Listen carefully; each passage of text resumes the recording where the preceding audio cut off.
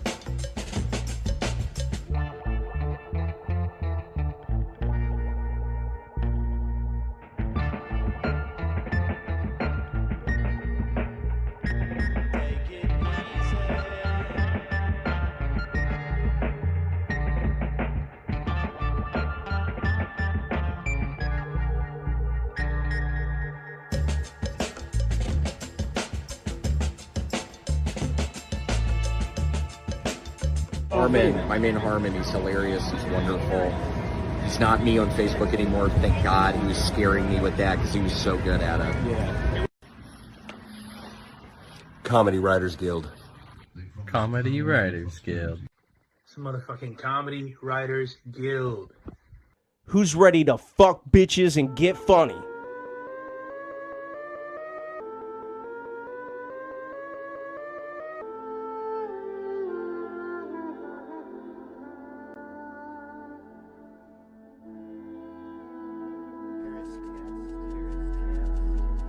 Signal if you can hear my voice.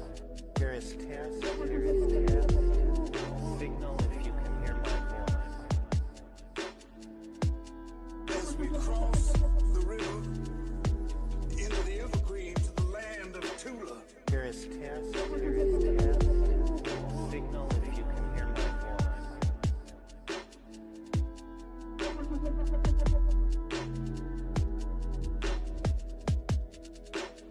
I remember when I built the pyramids, right? It was tough. It was tough as a motherfucker.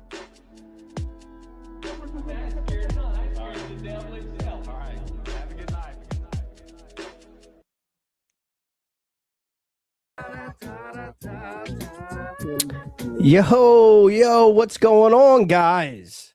Glad to see everybody here tonight. How's everybody's week been? I can't hear you because you're on the other side of the computer. But welcome to the Comedy Writers Guild. You know, a lot of people are saying that Thursdays are the new Fridays. Now the Comedy Writers Guild is in town. And man, oh man, I am so glad it's Thursday.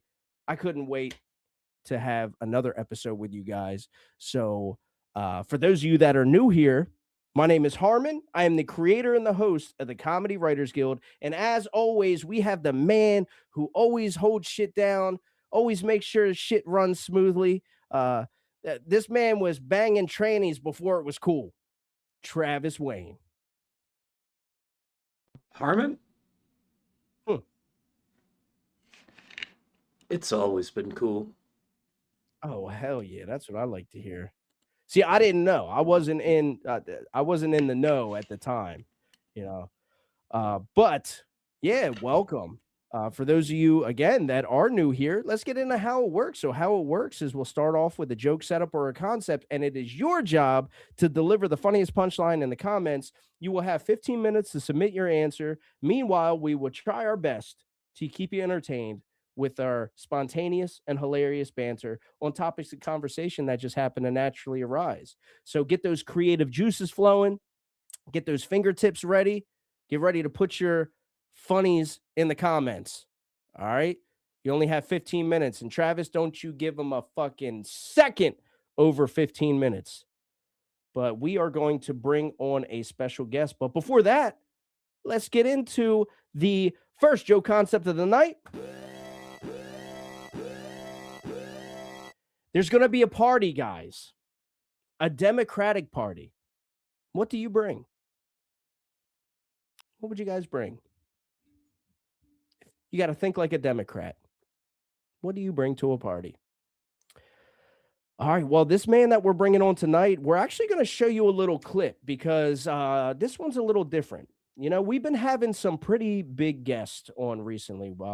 Just last week we had our first Kill Tony golden ticket winner on here, Colin Sledge. Amazing interview.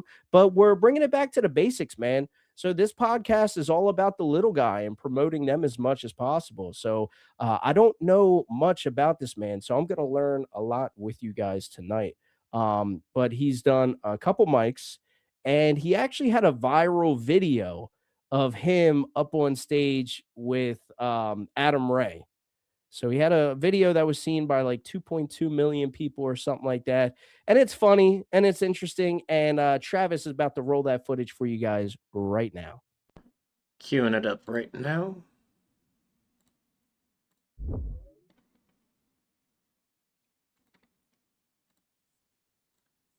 It's going to help if I unmute it, wouldn't it? Let's see. Boop and boop. There we go. Perfect. Sweet. No, not at all. I don't even know where the fuck my phone is.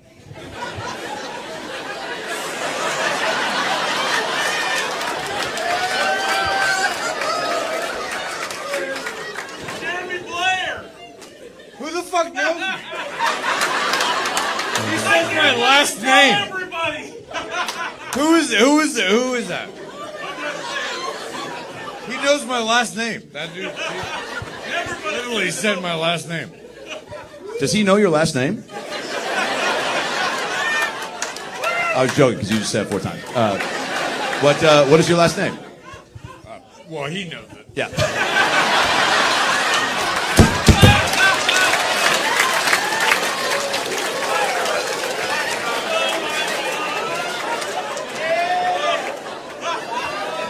Are you fucking kidding me? I'm gonna have to take you on the road, dude.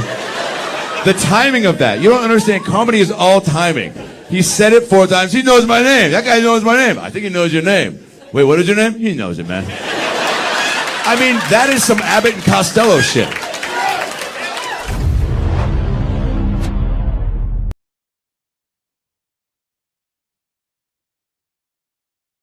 And we're back. All right. Yeah. So what a funny clip, man. So we'll get to talk to him about that clip as well. So I introduced to you guys. Well, he knows his name. Jeremy Blair. Jeremy, you can unmute your mic now. Yeah, well, he knows it. I mean, Jeremy, it's one of those things, right? Went out, had a good time with a buddy of mine, drove out to the comedy show. Love Adam Ray, great comedian, right? Had a little banter back and forth. The whole drunk guy rushes the stage thing is a little obscure how it was, right? He's at the end of his set. I let him do all of his great comedy, right? He's handing out t-shirts. I'm sure he's so glad that you let him do comedy. But oh yeah. I mean, let him do it, right? Yeah. No, but then he gives me the opportunities. He was handing out the sweatshirt that you can obviously see that I was holding there. And he goes, Jeremy, get up here. Come get your sweatshirt, right? Alcohol, fun, anxiety, everything, adrenaline is rushing. And I'm taking it upon myself to take full control of what happened there. And unbeknownst to me, another guy that knows me that I had no idea was there yells my name. That sparks the whole conversation. That's where the clip comes from. Yeah. What was it like being up on stage with him? And why were you initially pulled up on stage? So initially, like I said, like when he was handing out the sweatshirt, he says, come get it. So he literally pulled me because I was sitting like 14 rows back, right? Yeah. He's like, because we had a little bit of banter back and forth throughout his set. Gotcha. When he was doing crowd work, and he was asking jokes, and I was bantering back and forth, and it was all golden. And so what sparked that is when he told me he told me to come on stage. So I get up there and I'm taking full advantage of it at that point, right? being in Kansas City under the spotlight, I'm going to make people laugh if I can. Highly intoxicated though. Should have probably just dialed it back a bit, but it was a great experience, and I'm glad that almost 3 million people have seen me annihilated drunk and on stage. I mean, it is what it is. At this point, you gotta own it, right? Yeah, in the beginning, was it hard to? Were you like, oh shit, I'm plastered on the internet? Adam Ray posted me. Well, how did you feel? No, in the beginning, I what so it's very hard for me to kind of be on that spectrum of how I feel about that because I really don't care what people think. So it's very okay for me. Like even if it went very like lopsided to where people hated it, I didn't care, right? And I never once because I didn't film it. And you know, obviously it was someone on his team that filmed it and put it out there. I was there with my buddy and we had a great time after the show, right? I care less who's seen it.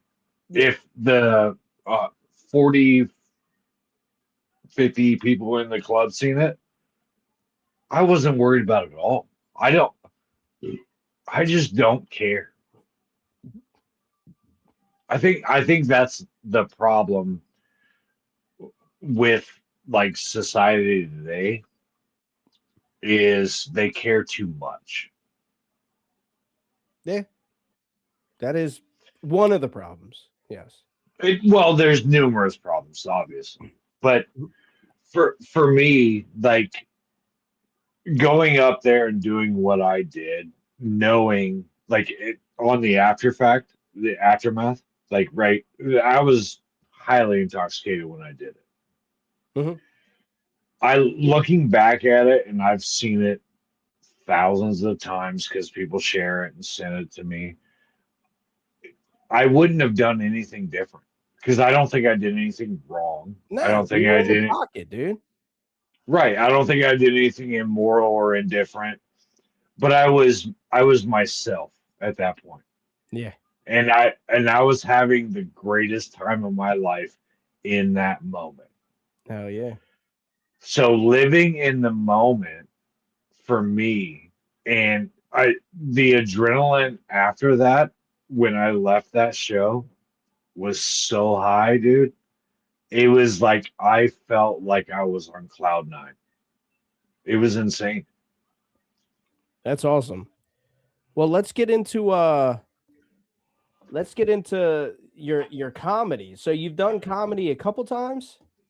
I've done a few small stand up shows. Like open mics. Yeah, open mics. Definitely not seasoned. Definitely not good at it. Yeah. Bombed both times, which is fine, but it's a passion of mine.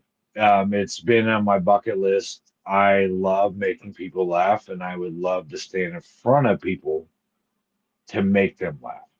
Yeah. That's it's always been a part of me. I love hearing people laugh. Yeah. Damn right. So you have a gig coming up here pretty soon, right? I do. So a buddy of mine that is from the Salina, Kansas area, he lives in Omaha, Nebraska. Terrence G. He's been doing stand-up comedy for a long time. Has been gracious enough to allow me to be the opener for their spot on February 28th at the back alley in Salina. Are you So, ready for that?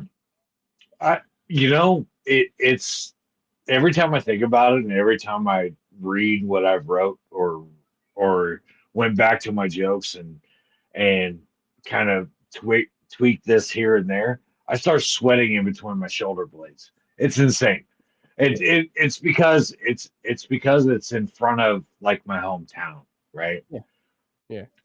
The first two open mics I did was just something random. One down in Oklahoma, one over in Missouri, but it was, again, just something to get up there and try to make people laugh.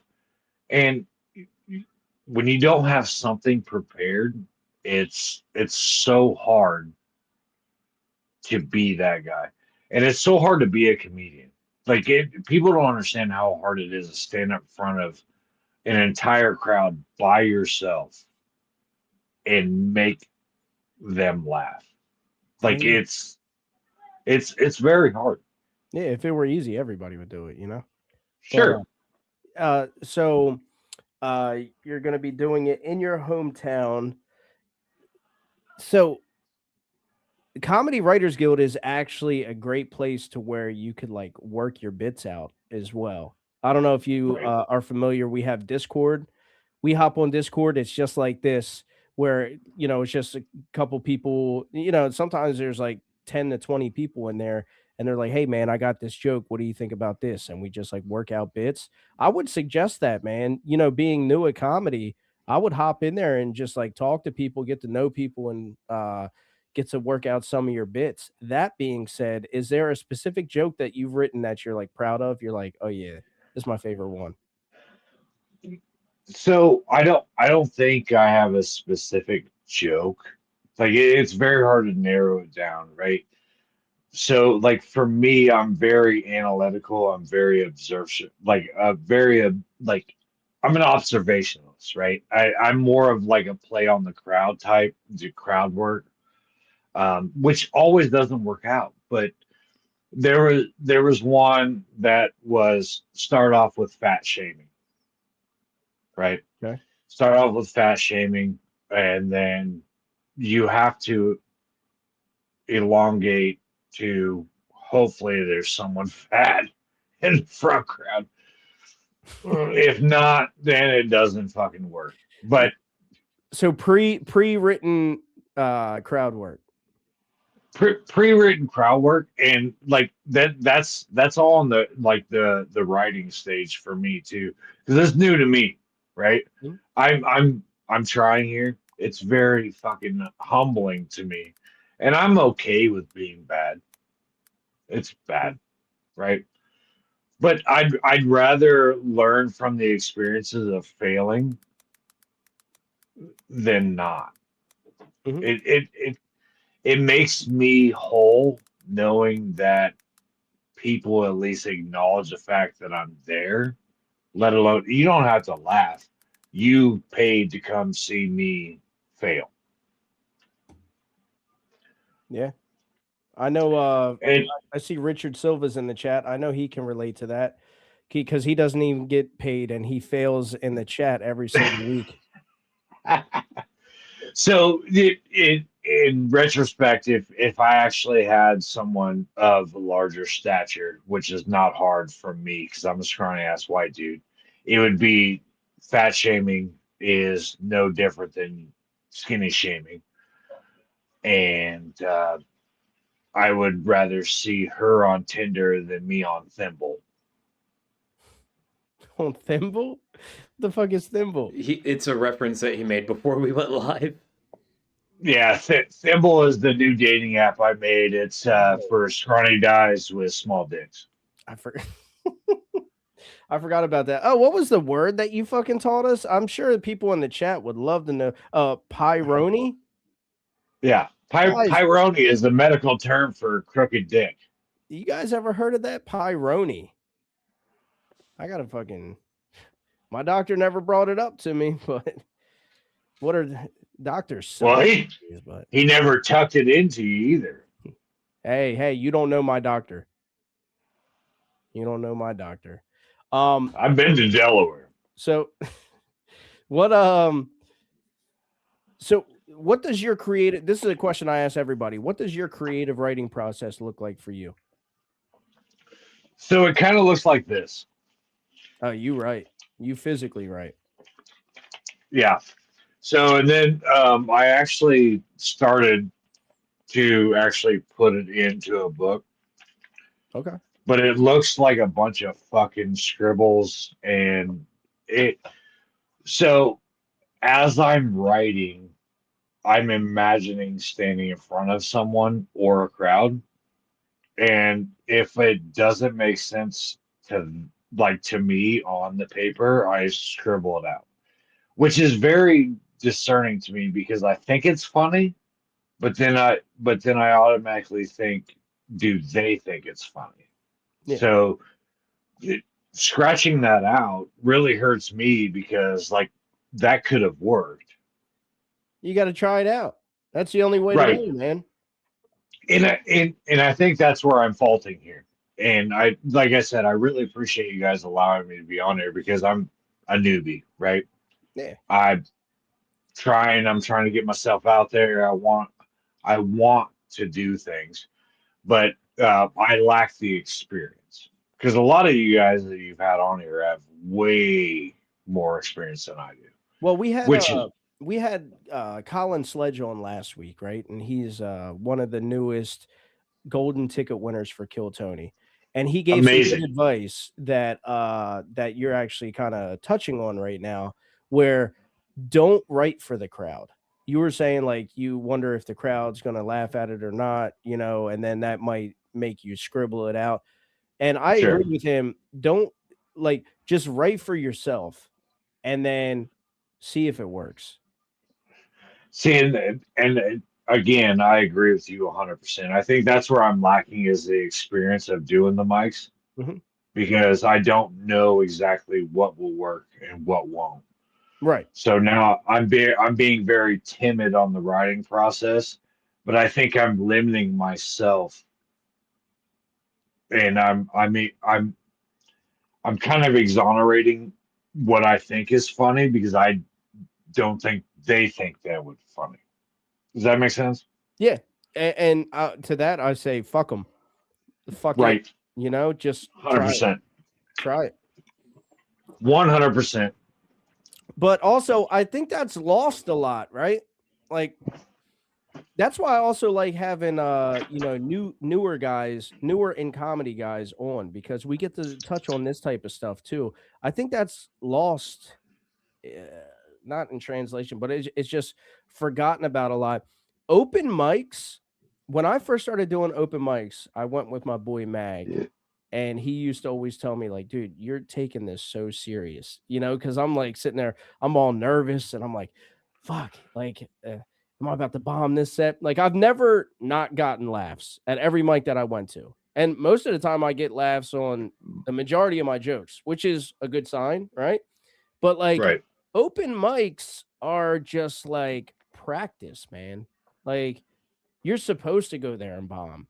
If you're gonna bomb, that's where you want to do it. So it's just like repetition and going there and trying things out, trying new things, trying things at work. So I think that's your big thing. I think you just got to get out there more, dude, because you don't even know I what material of yours would work. Right. Because no one's actually seen it Right.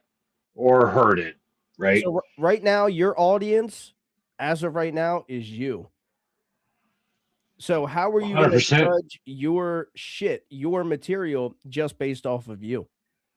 100%, man. And I appreciate that because it makes me feel 1,000% better like going into like doing this thing. I really like when I was offered the opportunity to do a 5 minute set for like in my hometown, and I was like, everyone knows me, right? It's a small town, middle of fucking Kansas. Like, do I really want to bomb in front of all these people? Actually, it would make I then I thought about it. I was like, it's gonna make me better knowing that I did what I did, regardless of the outcome. It's gonna make me better because they're gonna tell me how I did.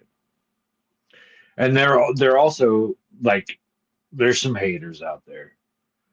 Always. Always. Mhm. But it's I mean it's hard to pinpoint like where I'm at on that because like I felt more comfortable doing stand up outside of my hometown because I knew no one knew me because I didn't give a shit a little bit less. Mhm.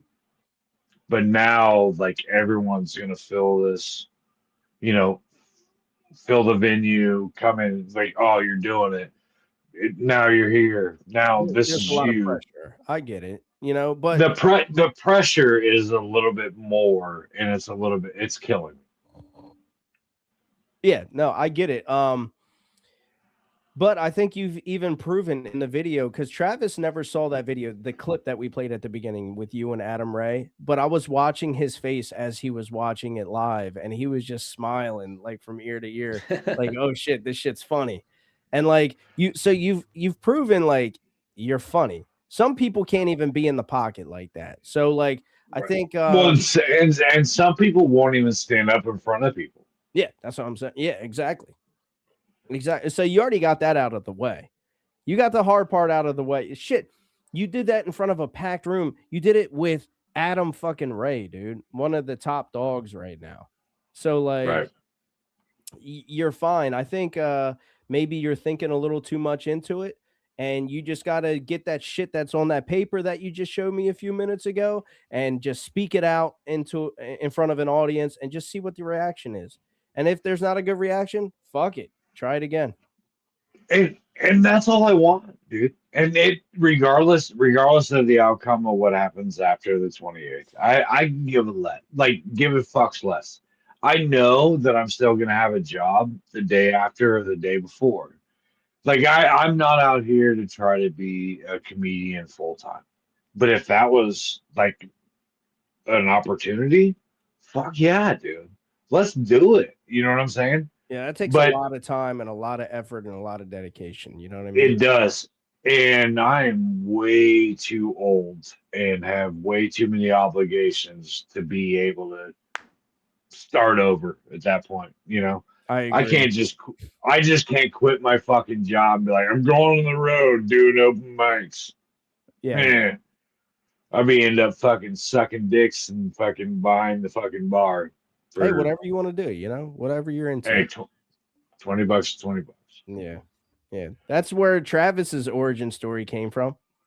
Well, that's where his shirt came from. Yeah. It actually came from a Doug Stanhope show. Did you say a dick stand up? Yes. Yes. Yes, I did. See, there you go. Sorry. That was good. See, I didn't hear you real good. Doug Sorry, you broke up. dude. Yeah, it was You broke up a little bit. it was curved too. I thought I was going to a pizzeria to get some pepperoni, but no. No, mean that you would had have been a pyroni. Yeah. Can I get a pyroni pizza? It's just a pizza curved a little to the left. On hot. So sorry, I'm just reading these comments over here. Do you know a Ryan Hallsong? High song? I do. Yeah, he said sometimes he said fuck them. If they're gonna hate, fuck them. Yeah. So you already got fans, dude. You know? Oh, look at him. Fuck the haters, dude. But yeah, I think that's important. I think that, like I said, that's kind of like lost on people sometimes. Open mic, it was lost on me in the beginning. That's why I brought it up. Like I was taking it so seriously, but open mics aren't meant to be that serious. So like Right. if you're building it up to be this like bigger than what it actually is, don't do that to yourself.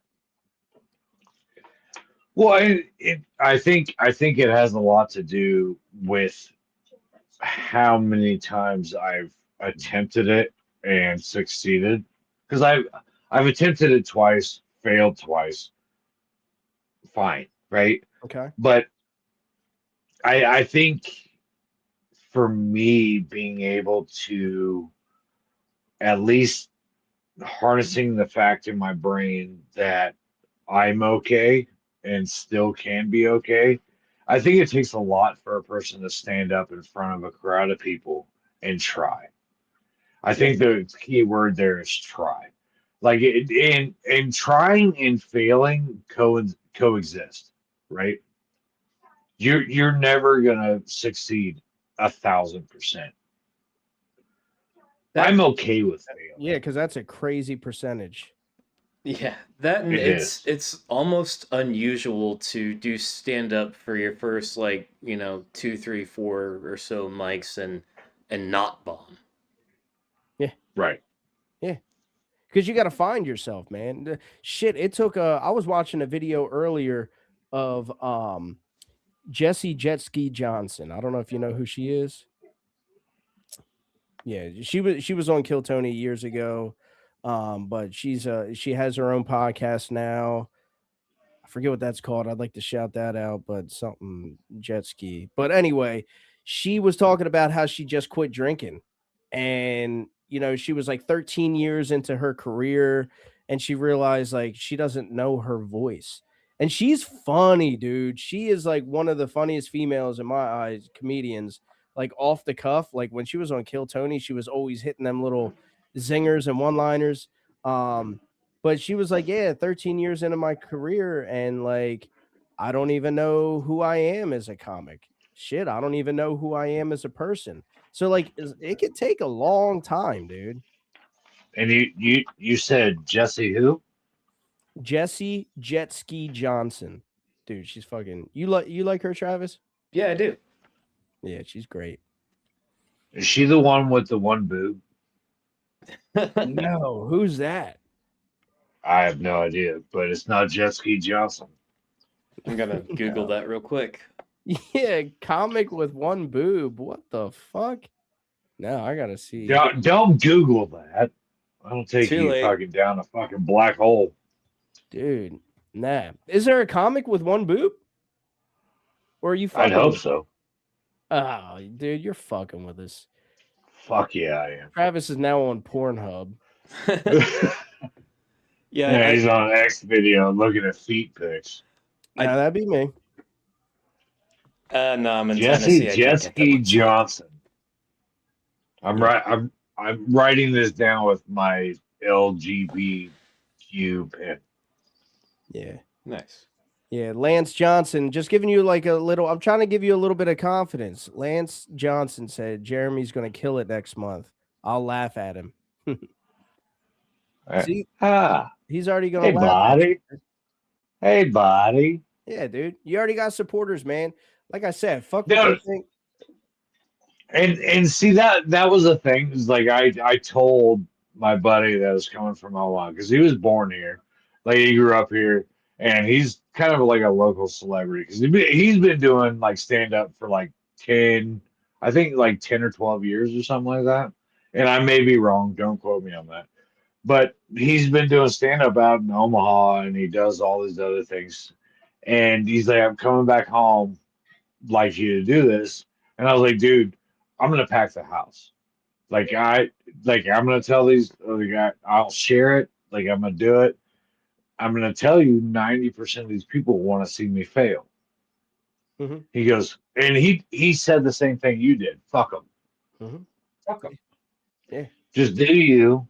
Just keep rolling, right? Just keep going. So I mean, that was another thing about like joining your group, the Comedy Writers Guild, because you guys have been so gracious, like really fucking awesome. Meeting you, Harmon, Travis, I appreciate what you've done and what you've built here because it means a lot, dude. Thank you. Thank you. And allowing me to like be on your platform, like who am I? You just had a fucking golden Kill Tony winner on, and I'm just now some podunk fuck out of Kansas. You know what I mean? Yeah. But that's why I wanted to start this whole thing because like where's the voice for the little guys? You have the Mecca that is Austin, that's ran by the leaders, we'll say, like Joe Rogan and his clan. And I'm not hating at all because like I love Joe Rogan.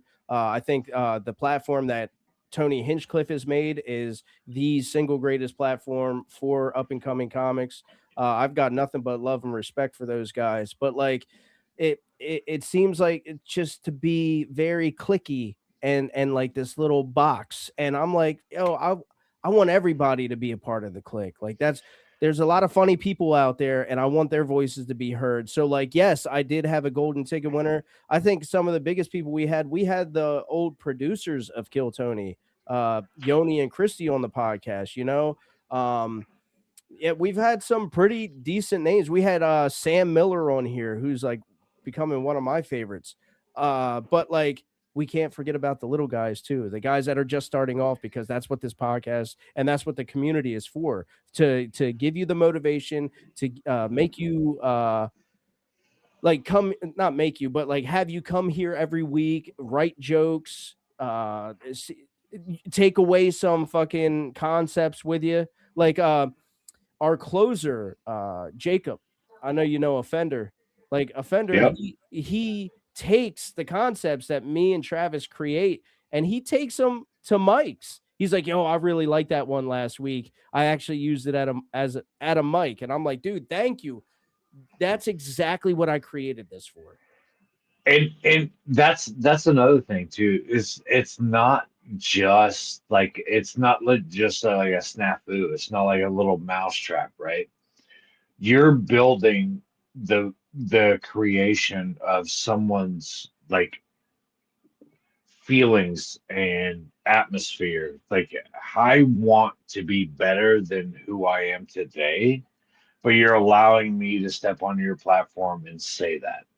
So it's not like I'm stepping on anyone's toes, but and just like you said, Offender. I seen him, dude. I'm friends with him on Facebook.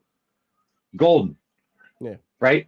I don't I don't need to tomorrow to be flown out to Houston and go on Kill Tony. I give fuck less. I just want to be funny. I want to be me. Yeah. I don't give a fuck who you are, who everyone else is. I am me. Yeah, man. And if you don't like it, get the fuck off. That's the attitude you have to have, and that's what you have to find. You got to find who you are on paper and then present who that is on stage. So, and I I think think you're well on your way there.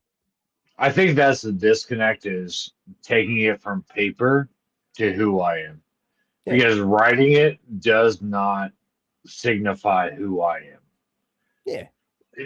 There's a disconnect there. You'll find And I would challenge anyone that has heckled or made fun of a comedian to do it.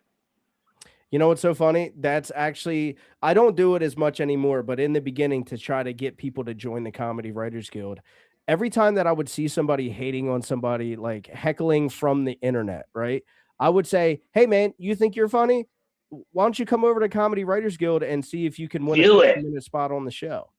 You know, so like that was a good opportunity. But also, we are at our 30 minutes now. So you are going to be the judge of this first concept. Are you ready to hear what these people had to say? Yes, sir. All right, man. And then we'll allow you to at the end, we're gonna let you shout out your social medias and all that stuff so people can follow you and all that, because you know what, Comedy Writers Guild, we want to see your set, man. We want to see when you go on the 28th and you do your thing, man. Post it. Even if you I feel like you appreciate didn't do it. that great, man. Like there's always constructive criticism, and everybody is pretty decent at that here, you know.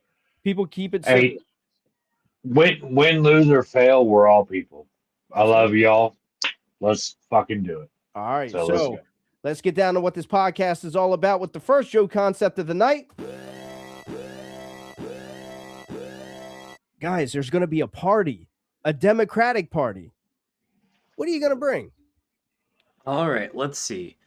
First up, we have Spencer Eskridge, and Spencer said, "Pre-written crowd work made my oh wait, hang on, that's not a joke for the concept. I'll read it anyway. Pre-written crowd work made my asshole pucker. What the actual fuck is going on?" Ouch, Spencer. Let's see. From Dan, I think this is a real one. Danzilla Drums. He said, "I'm going to wear a pirate costume and put on lipstick so nobody there thinks I'm a weirdo." From Jester. Jester said, Stop being hypnotized by the drunk guy and vote. I don't think that was a joke for the concept either, but fair point. React to jokes you think are funny. Yeah, for those of you that are new, maybe you're watching us on YouTube right now. Come on over to Comedy Writers Guild Comedy Writers Guild Live podcast on Facebook and join the fun. Hop in the comments. Guys that are already here and in the comments, make sure to react to your favorite punchline. Or punchlines. You can do it more than once. Yeah. All right. Once again from Jester. Jester said, a date, but it's gonna be Tyler Perry. Next we have AK Alex Krieg. And AK said, I'd bring CWG Roastmaster Shane Lucas and then count down. Oh, shit. Yeah, you might not know this, Jeremy, but the reason he said that is because Shane is very politically charged and more so towards the right. So that was pretty funny, but you don't know who Shane is, so. We might want to fucking chime in Shane Lucas. Yeah. All right, next we have Clinton Patrick Kofia. And Clinton Patrick Kofia said, this dude, wait, hang on. That wasn't a joke for the concept. Okay. It got a ton of reactions, though. What Hell, do you I'll say read it about anyway. Jeremy? This dude is highly intoxicated right fucking now. That's it? That's all he said? Yep. And then Zach No Breaks Estrada said, allegedly. Zach always coming in with an allegedly. Mm-hmm. Allegedly. From Joffrey Warren Featherstone. Joffrey said, ... pizza emoji. Oh, Is that Dave Portnoy reference? I Pizzagate. don't think so. I think it's more of a Pizzagate reference. Oh, was it a bent pizza? Yeah. It's a Pyroni pizza. And a very unfortunately small one at that. Oh, God, Travis. Next Not up, wrong. we have Brian Lewis. And Brian Lewis said, I'll bring a dildo shaped like a ballot box. Still gets shoved in. And next we have Spencer Eskridge. And Spencer said, you bring your kids because the 18 Somali daycares got busted. Wow. From Dan Zilla Drums, Dan said, shouldn't I be counting on everyone else to bring stuff for me? Yo. That was good. Yeah. From Spencer Eskridge, Spencer said, you bring a gun because, what if things get out of hand around the soy fondue fountain? Can you imagine? Okay. Next up, from Dan Zilla Drums, he said, a beautifully decorated box with nothing inside. Who brought Camilla Harris? Got me. From AK Alex Krieg, AK said, everyone gets to bring their token black friend as a +1. Who said that? AK. That was good. That's a good one. And that was it. All right. Did any of them stand out to you? I know it sounds cliche, but I'm going to have to say the token black friend. Okay. AK. Hilarious. Okay. AK wins. Congratulations, AK. Travis will be sending you a link. And speaking of links, Jeremy, do you want to... First of all, links are in the description, so you can find them. But do you want to shout out your social medias? Maybe people start following you. You can follow me on TikTok. Should I have had that already and fucking have a prerequisite here? Nah, yeah, it's down in the... All right, links are down in the description. I got you. You don't know. Jesus. It's all good. All right. Yeah, but we look forward to seeing you do your set on the 28th. Absolutely, man. I really appreciate you guys doing this and allowing me to be on your platform. You guys are good people. Keep doing what you're doing. Thank you, brother. You too. Thank you so much. Yeah, man. Have a good night. Peace. Later. Later. All right. While we're waiting on A to the K, we will get down to what this podcast is all about with the second Joe concept of the night. I don't know if you guys heard, but there's going to be a party, a Republican party. What do you bring? The start of jokes. You know, I was just looking at the chat, and Lindsay Campbell was in the chat, and she said TF, TF, TF over and over again many times. And I was just, we were talking a lot about TF, Tooth Fairy, right before we went live. Oh, yeah, we were. What's up, AK? I think hers is more like the fuck, the fuck, the fuck. Well, went over my head. Yeah. All right, AK, you're the winner, man. Token black friend. Yeah. Oh, that's what the acronym was about. We're bringing Joffrey. No. Yeah, dude, all of us just try to bring Joffrey. He's everyone's plus one. Popular guy that night of the CWG's invited. That's funny. That's funny. What was Dan's again? What was Dan's? A few. Yeah, he had some great ones. My favorite one wasn't even the one that got the most reactions. It was a beautifully wrapped gift with nothing inside. One of them that didn't get read that I read during the interview, somebody says, "I'll bring the ice." Yeah, I read that one too. Yeah. That was good. All right, A to the K, man. What's up, guys? Not much, man. What's going on with you? Nothing. It feels good to win one of the picks for one. You know, from the guest picks, I guess. Yeah. So that was my first guest pick. That was pretty cool. Hell yeah, dude. Yeah. So but, thinking about. Oh, sorry. No, go ahead. What? I was just saying, thinking about Skankfest. Not too much going on. Still working, trying to kind of design some things to point towards that trip. So. Well, that's so funny because as you fucking interrupted me, that's what I was going to bring up as well. I was going to say, so you were planning a trip to Skankfest. I was just telling Travis about that. Oh, okay. Yeah. Mm-hmm. Yeah, it'd be fun. I think I was I can't think of a better one to meet everybody too, because it's the 10th Skankfest, or to meet anybody who can make it. You know what I mean? Yeah. If I can go, I certainly will. Do you think it's a possibility, like as far as schedule and just personal stuff you'd work around? It's a matter of, will I have a remote job at that time? Will CWG have enough sponsorships at that point so I can just straight up quit regular work?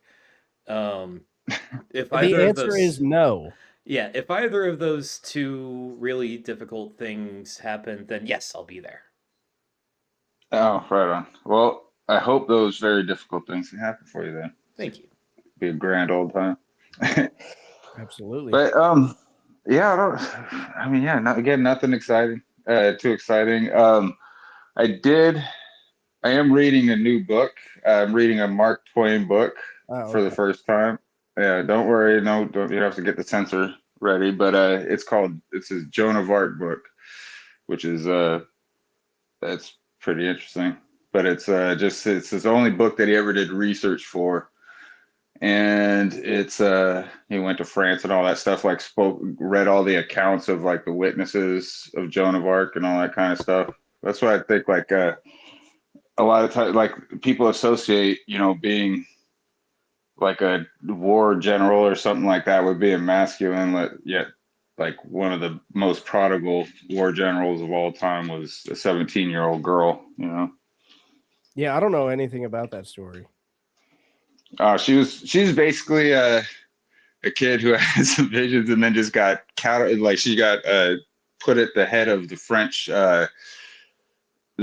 They just put her right at the top once she proved that she had these premonitions, and then she just won battle after battle. She outsmarted everybody, and she just knew how to do it all as a little like country girl, and like changed.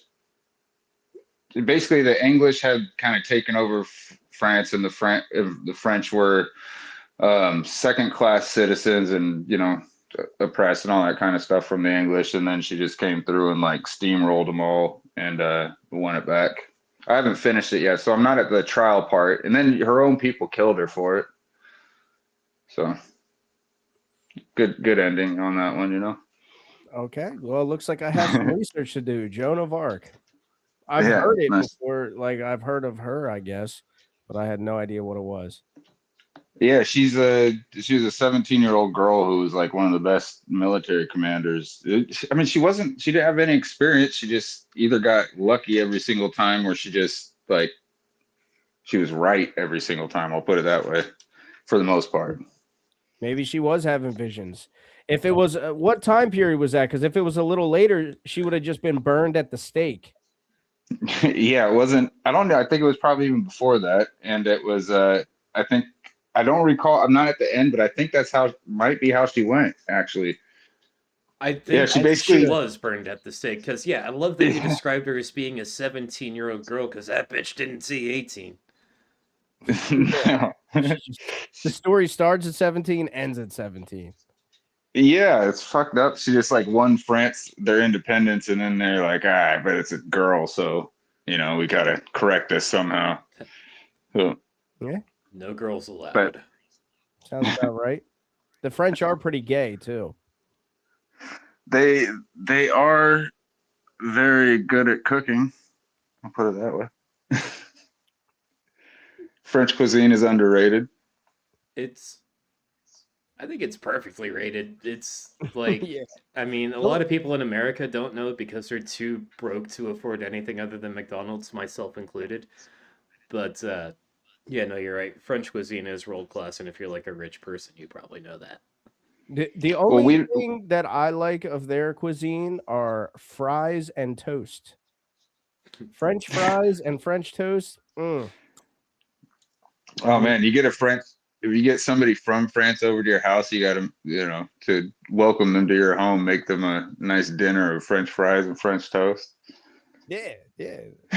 And honestly, that's just what I eat anyway. But you remember like when 9/11 went down, and I guess like the French weren't backing us, and I forget what situation, and they declared like, we're not calling them French fries anymore, we're calling them freedom fries. Yeah.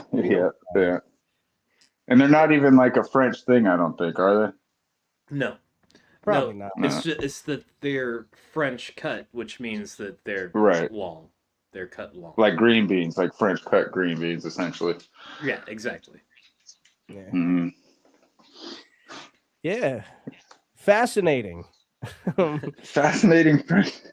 Just sitting here talking about French. What other podcasts do you guys know where you can hear about French fries and French toast? Oh, what do you want to talk about? The roast? I haven't been on since the roast. That was definitely a fun time. I saw some suggestions about doing somewhat of like a bracket tournament with it. What are you guys' thoughts on that? I suggested that, but it requires a lot of getting people to coordinate, and it was hard enough getting them to coordinate for one night. But I do love the idea. Yeah. I have a better idea, and we haven't really talked about it yet, but Cole, he brought up the idea of us having like a CWG Presents and people being able to come on this platform and do something like this. It'll be separate from the podcast, but it'll be like the podcast where people can come on and just do like a 3 to 6 minute set. Oh, okay. That would be cool for me to see other people doing their set. Or you can try one. I could try one. As you are probably second runner up for a person who's been on the podcast the most this year. So I think you have it in you to be a little bit funny. Just a little bit.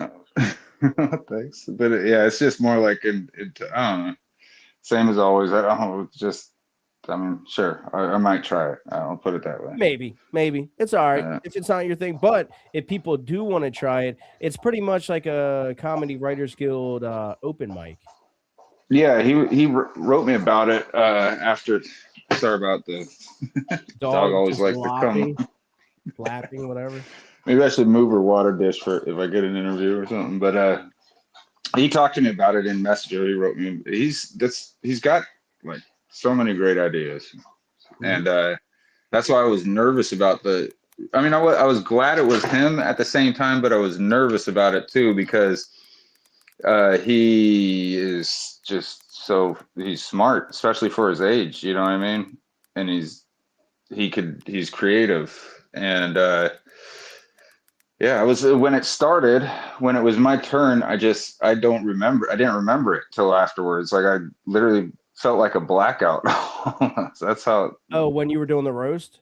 Yeah, when I was battling him, and so like a lot of things went wrong in that, you know. And I did have it. He and I had talked afterwards, and we both have worse ones for each other that neither of us told. You know what I mean? That that were just on deck in case the other one told one of the worst ones. Yeah. Well, of course you were blacked out, dude. You were like high as fuck on helium.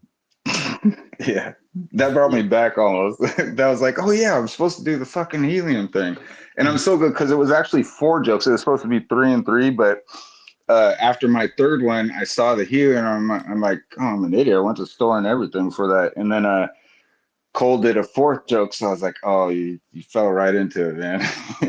I almost didn't do the helium. Came out right. Yeah, so I was like, because I knew it had to be the last joke. I just forgot to do it. You know, with a big red balloon sitting right in front of me. Yeah, because I said it before. That was probably the closest matchup of the night. Like, Cole was probably on track to pull out a win there, but then you busted out the helium. Shit was over. Oh, yeah. Yeah, that worked out pretty well. Yeah, it was good. I was just I was just stumbling over, kind of like how I do in these interviews where I mumble and all that kind of stuff. But I was just kind of doing that, you know, throughout it. It felt really weird, but fun in the end. I mean, you're put on the spot. I get it. Yeah. Some people aren't good with that. That's why I do the Comedy Writers Guild, and you don't see me out there trying to tour. I could write the hell out of jokes, man. You know, like I could pop out jokes every day, and I love writing jokes. But I just prefer to just share them online because my comfort zone isn't like Offender. That dude brings stage presence. That guy's got the energy. He's got the charisma. He's got all that. Me, I'll fucking write him jokes all day long, but my comfort zone is in the stage. I do it, and I do it, and when I do it, I seem just as natural as I am right now, like just talking to you guys, but I don't feel as natural. I'm like, oh shit, this is fucking nerve-wracking. Yeah. It's just having every eye focused on you. I've done, like I said, when I was a kid, I've done it in theater, and it was you know, but I'm more like I think thought I wanted to be the center of attention back then, kind of thing, you know.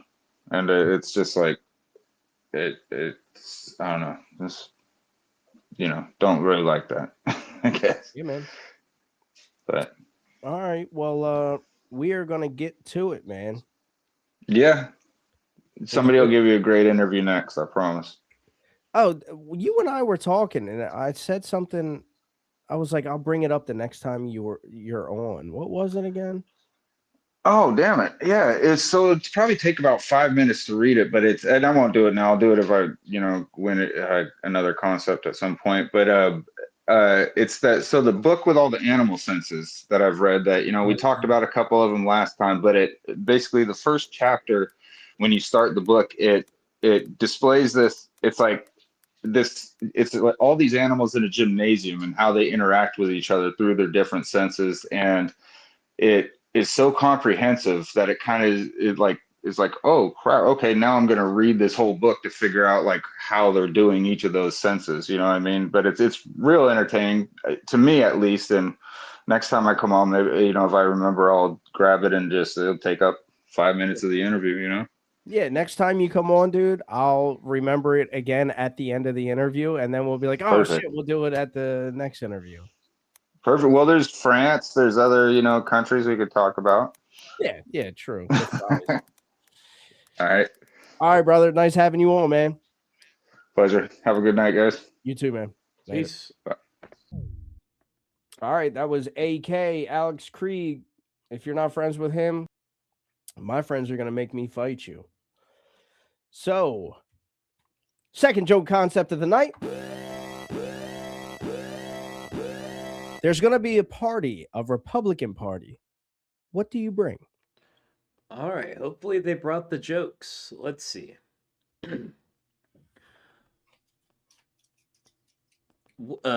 First one comes from, I'm trying to figure out whether or not this is a joke for the concept. Okay, yeah. It's not. I'm going to read it anyway. It's from Lindsay Campbell, and she said, "What did I miss? I just had to put 23 pairs of cowboy boots into a hotel penthouse." I can only imagine. Okay. Next up, we have Steve Kerner. Steve Kerner said, "Couple of Big Macs, fillet of fishes, and fries to impress the big man." I'm impressed. Next up, we have Jester. Jester said, "I'd bring a new joke concept." Yeah, I saw that. Fuck you. Next, we have Dan Zilla Drums. Dan said, "I bring pictures of myself giving a thumbs up hanging out at Epstein Island, so nobody thinks I'm a weirdo." Oh, that's good. All right, so next up we have The Dave. The Dave said, "Should I try an Australian? No. A kangaroo, because I'll be stealing the silverware and my pockets aren't big enough." What an Australian thing to say. Yeah. Not even the kangaroo part, just stealing the silverware. Yeah. Just rednecks that talk funny. Yeah. Next, we got Spencer Eskridge. Spencer said, "I'm for sure gonna bring little bipartisan virgin tweens and higher bandwidth because of the grinder thing." Yeah, True. fair. And next we have Danzilla Drums. He said, "I guess we only need to get one-way tickets for the wait staff." And next we have... Did I remember to say start of jokes?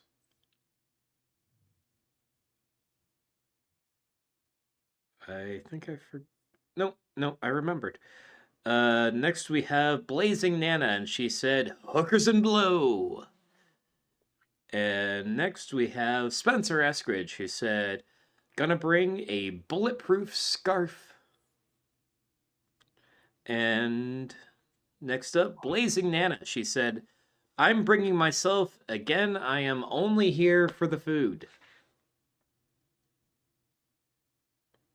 And that was Bulletproof scarf was pretty tough. Yeah. All right, I'm going to give us a refresh, and I do think we have a pretty clear winner. Danzilla Drums also said, "I could probably sell them a lot of merch." Yeah. All right. So the winning joke with a total of 8 reactions was, "I'd bring a new joke concept," and that was just her. I'll give them this.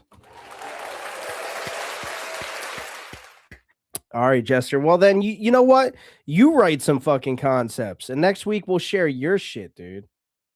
Motherfucker. All right, let's get down to what this podcast is all about with the third joke concept of the night.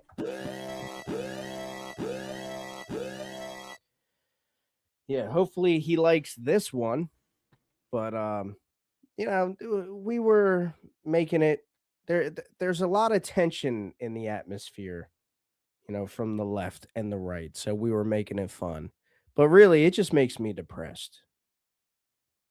You know, just knowing that we're surrounded by all these retards. But that being said, what's the best way to cure depression? This is less of a joke concept and more of a actual question that I have. Start of jokes. Yeah, I'm curious too. When I came up with this concept, I was really just wanted to know for myself. Yeah. Yeah. What's up? Hey, man. There's my face is in the phone now. Yeah, could you come up with some good? So for 15 minutes, we just need you to come up with different joke concepts. All right, I'll do my best here. So first of all, what invention would you invent to save the world? That's actually not bad. That's a good concept. Okay, I got another one. How many? Oh, wait, how many? What's the number? That's a good, like all good punchline. All the answers is just numbers. They're all 69. Yeah, or 420. Or 420. Yeah. Okay. You're cooking dinner for your arch enemy. What do you serve him? But you have to serve him food. It's actually, I think that's only funny because it's coming from you and you're just sucking down an orange right now. Oh my god. Aren't you glad I have good joke concepts? Oh my god, this is bananas. All right. Have to serve food. Arch nemesis. Okay. I got another one for you. Your family's coming to dinner, right? What are you writing on the walls to tell them how you really feel?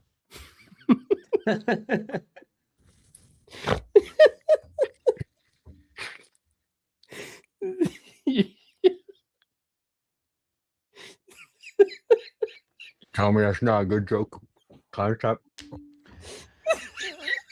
Concept number 2. What bodily fluid will you write with? Oh, this is why I love Phil, man. Like, okay. There's a feel little like orange inside my orange. I feel like a lot of people don't get you, man. I feel like they don't understand the genius that is Phil. I'm a genius. Even he doesn't understand. Even you don't understand, dude. It's so Guys, good. I'm a genius. I love your fucking sense of humor, dude. Harmon said it. He said it on his show. I put my stamp of approval. Comedy Writers Guild stamp. I don't know who the fuck would put their stamp of approval on your show, but I got their show's stamp. You did. It's like the orange inside the orange. Stamp it right on your Pyroni. That's What like an about- Inception orange. It's exactly what it's like. Yeah. Hold on, I gotta take one of these out so that Your I don't family's accidentally. coming over for dinner. What are you write on the walls? You tell me that's not a good concept? Come on now. Okay. All right. Oh god, I needed a good laugh, man. Finally. Your mom is in your bedroom and she finds your laptop and you're 16 years old.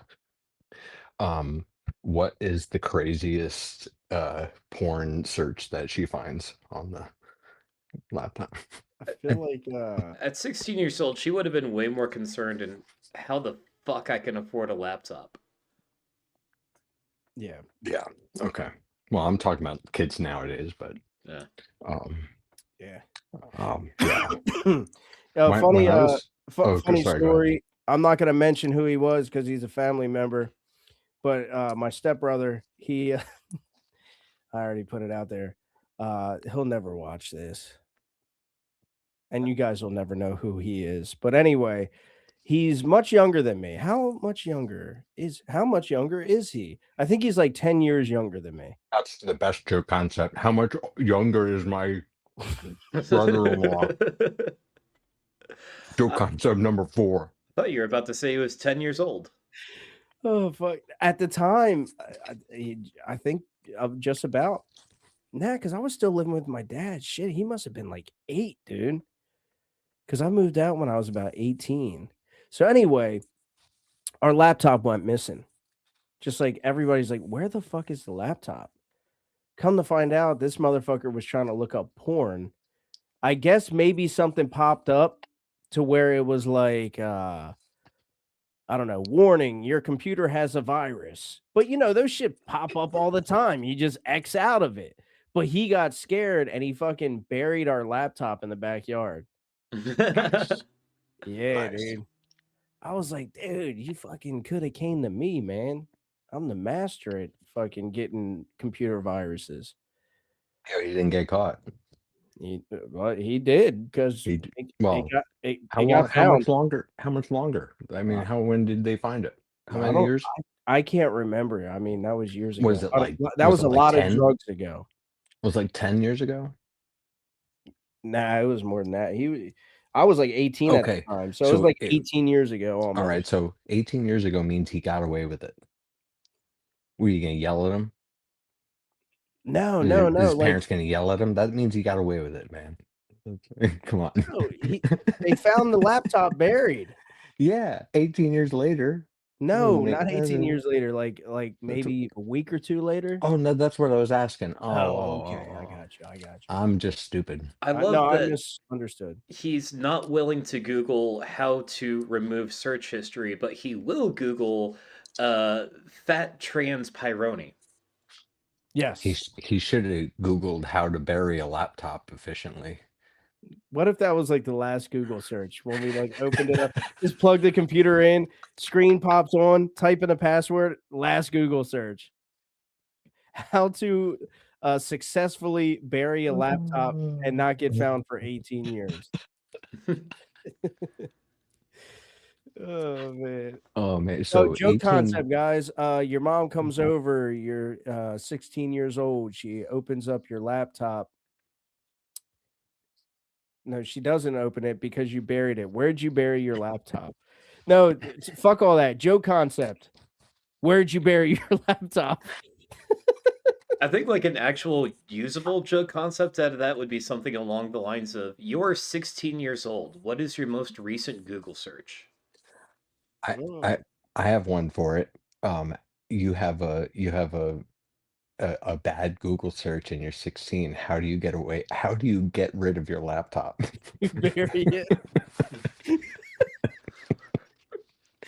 Get some creative, you know. Oh shit, man. I got a concept for you. So your little brother is like jarring things, like, you know, being like a mad scientist in the backyard, and your mom decides to help him, but she just starts doing it for the family. What does she start jarring up in the backyard? I don't think I can fit that on the screen.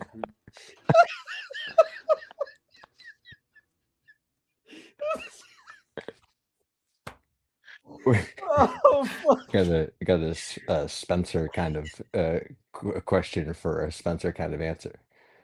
Or is that the right guy? I always mix up everyone's names. Oh my Is that the one that writes dude. a paragraph?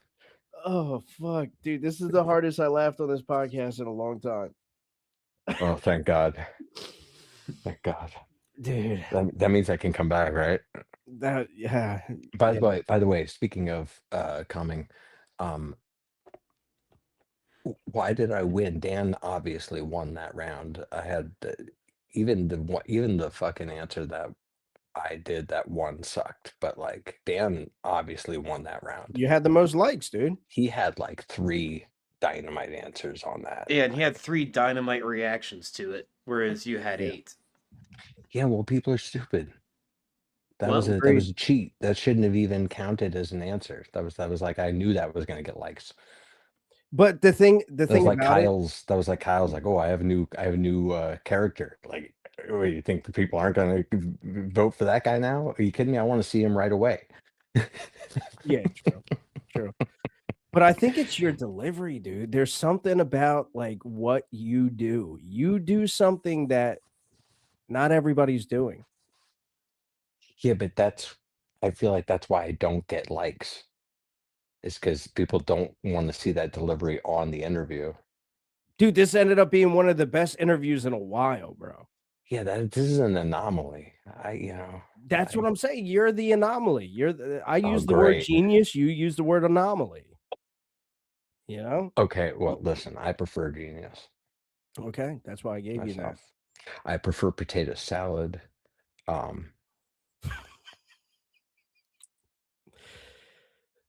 With what base? More of like a mayonnaise or mustard?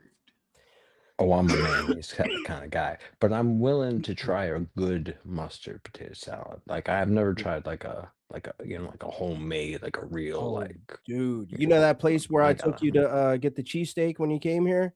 yeah. They're known for their potato and their Salad. Of no, course, what do you and call he it? of Pasta course, and salad. he didn't let me know while we were there, people. That's I know. a Actually, I think I did.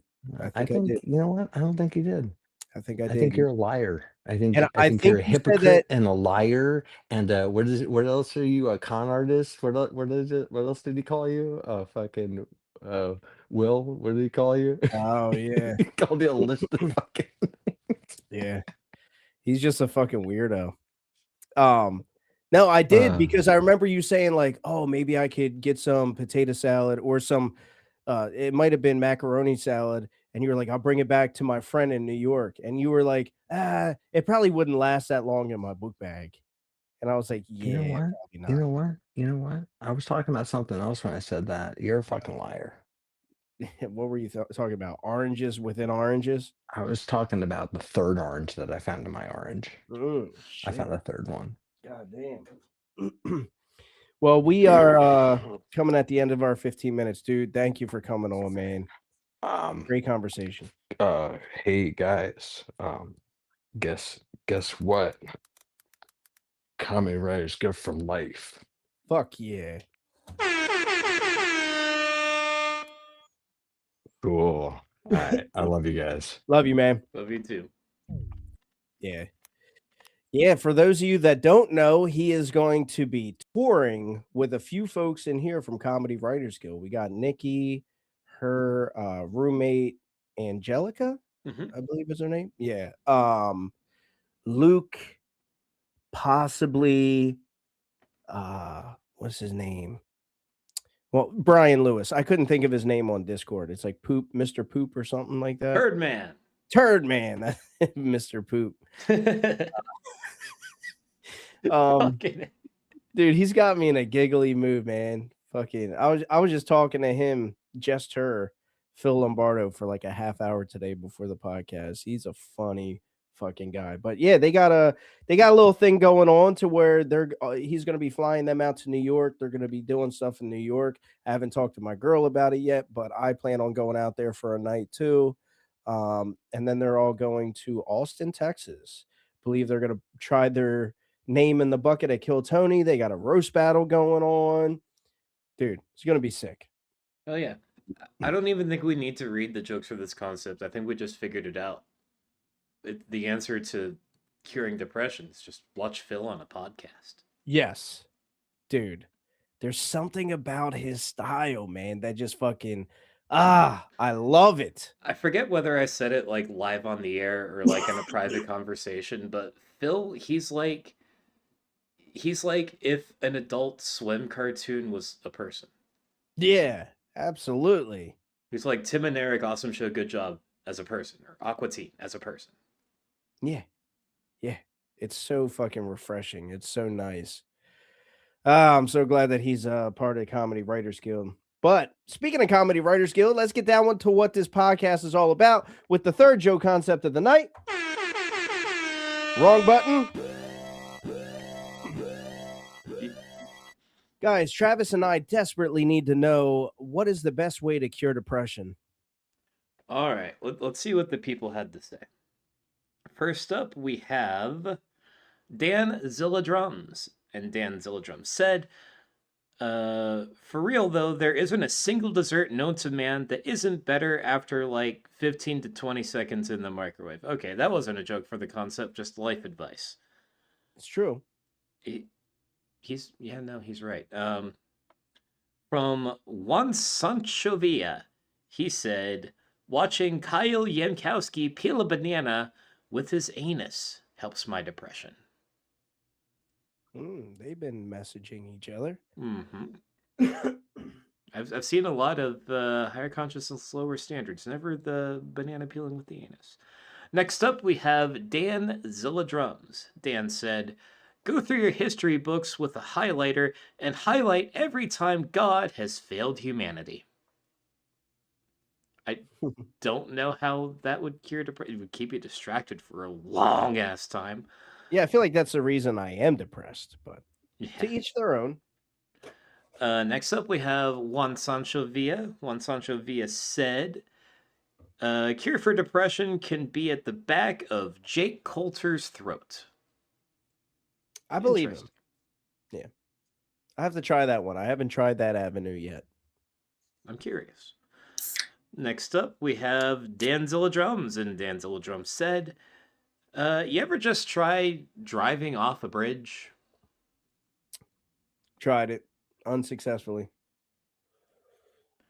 Next up, Juan Sancho Villa. Juan Sancho Villa said, "Best cure for depression is loaded and sitting on my nightstand." I thought he quit drinking. Yeah. You all right, Juan? Next, we have Brian Lewis, and Brian Lewis said, "Smear Nutella on the balls. Find a raccoon. Name it. Lift said balls. And drift away." Yeah, he's done that. Yeah. Speaking from experience. He doesn't seem depressed. No, he doesn't. From the Dave. Fuck it, I'm gonna give it a shot. No, I'm not. Okay, having someone translate Cam Patterson into English for me. That's good. I like that. Yeah, every time.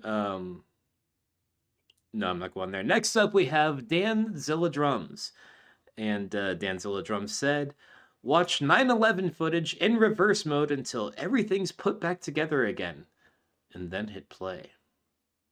I saw that one. That's good. From Steve Kerner. Steve Kerner said, "Sitting ass naked on the floor, tapping on hand drums, and singing bowls."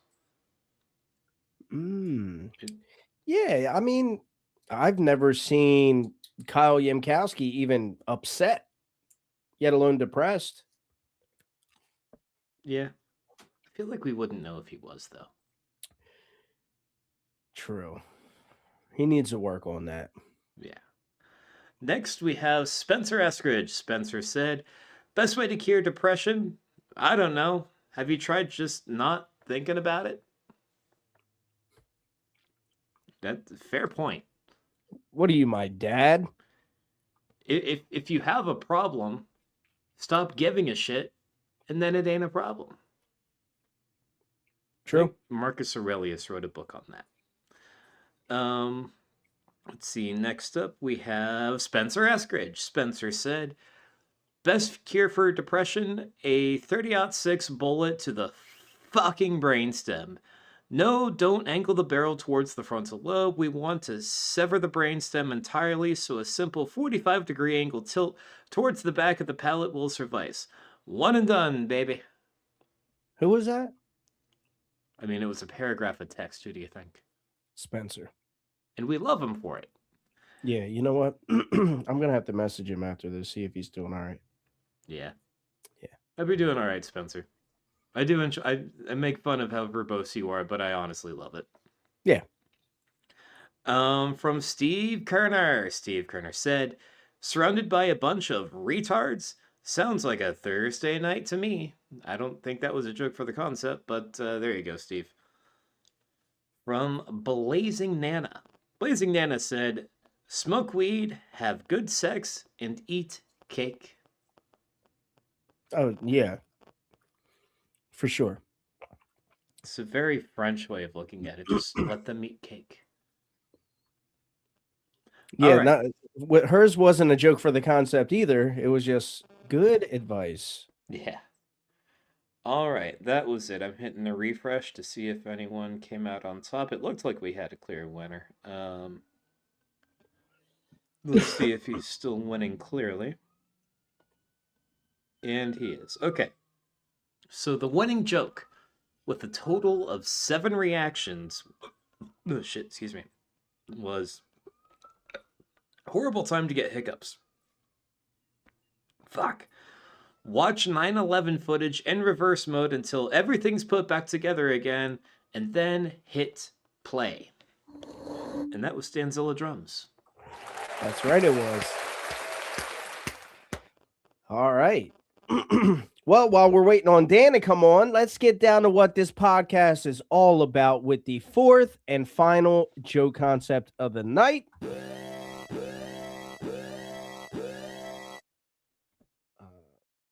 Where do you bury your porn laptop? No. Most unpopular satanic ritual on Epstein Island. Start of jokes. I can't get comfortable tonight. Oh, that's why you need to get this brand of chair here. Yeah. Which is known for giving out brand deals to streamers. Yeah, Audible. Super comfy. Yeah, I'm going to I want a chair that's known for giving out blowjobs.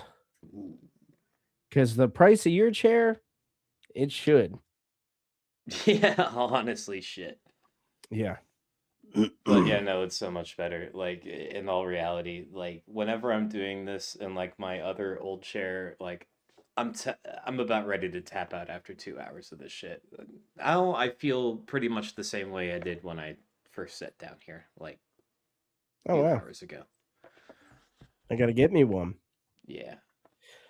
All right, Dan, where are we at? Let me see here. See if I got any jokes of mine that I haven't told you guys yet. I think I got a few too, but yeah. See, usually we do them with Dan. Maybe we should wait for Dan. Yeah, he's seen the message. I imagine he's at least... There he is. Yeah. Danzilla Drims. Yeah. How's it going? Is that a green screen background? No, it's cheap foam. Nice, dude. I just got some lights up on it. Yeah. Is it are they black? What's that?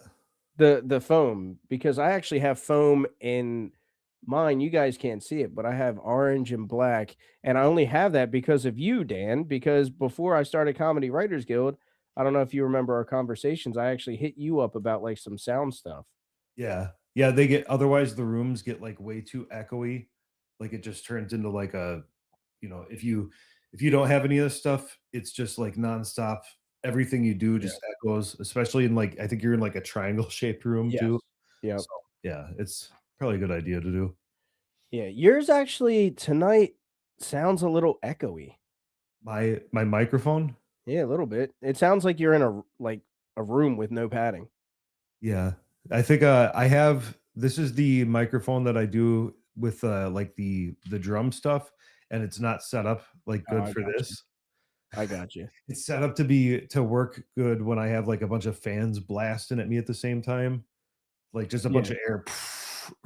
Yeah, I saw your newest videos where you do have the fans blasting at you. Yeah, dude, it gets like my set. Is the audio like bad? No. Okay. Because otherwise I'll throw a different microphone on. But like, yeah, I have my setup where I'm at playing drums is like right underneath a heating vent. Oh.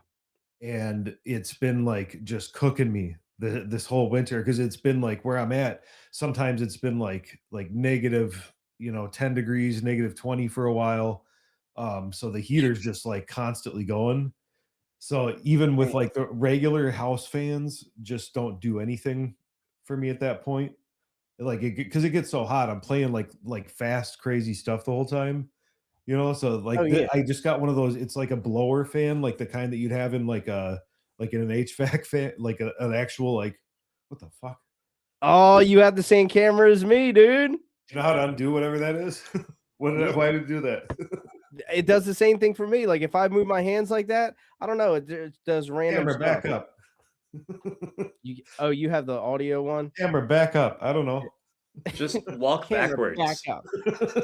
Back up, camera. Oh, it's chasing me too. I don't like this fucking Yeah. piece of shit. I need my backup camera. Oh, God damn it. How do you You have to go on the computer. You have to open the OBS, or not OBS. I'm sorry. Actually, yeah, these are called OBS cameras. zoom out? Maybe if you do like this. Tiny, zoom out. Oh, look at that.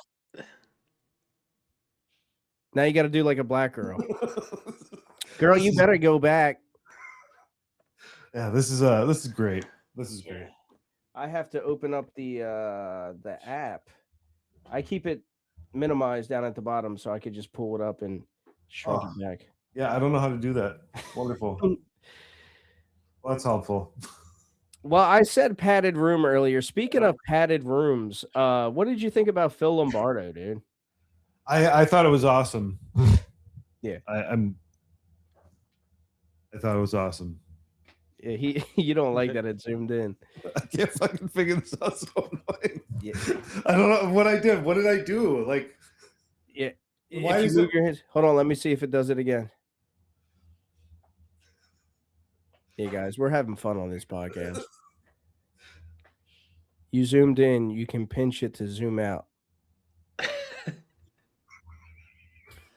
So Dan, how big is your penis? Oh man, what the fuck? Oh man, you got to go on your computer, dude. it would be a big pain in the ass right now. Oh, okay. I'm not going through OBS. I'm going right through whatever this app is. Yeah, I know, but you're going through your camera, and your camera has that feature. Yeah, but I've never even like opened that app. All I've done is like plug this thing in, and it just like works. Except for now, apparently. Shit. Well, it has voice commands too, and I don't know what they are. So awesome. Yeah. I'm glad I didn't shave. I mean, like you turn it on with a Zeke Heil, so just hang on. Let me go to Google Translate real quick. Yeah. all his commands are in German. Yeah. Camera, zoom the fuck out. Piece of shit. You didn't set up the app yet, dude. Yeah, but dude, was Phil as funny for you as he was for me, dude? He had me dying. I wasn't paying attention. I only watch when I'm on. Oh yeah, that's right. I forgot you're selfish. No, I'm just kidding. No, I like Phil. Phil's fucking funny. Yeah, dude, his joke content is great. All right, I think the words you're looking for are Zoom Raus Juda. Yeah, dude, if it fucking just zoomed out when you said that. Dan, don't act like you don't know these words. It's not in German. Oh, okay. How the fuck? No, it's like you have to call it tiny or some shit because it's the name of the thing. Dan just sounds like he's just telling us like his sexual fetish. No, you have to call it tiny. Yeah. Look me right in the eye. Tiny, zoom out. It does nothing. Oh fuck. Oh my god. Yeah. I can tell Dan's so uncomfortable. No, I love this. This is great. I love it. Oh man. So glad I spent fucking 25 minutes setting this bullshit up.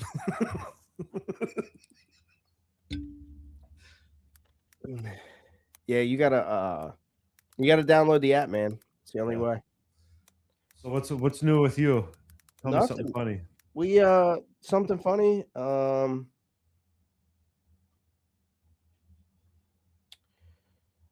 don't know.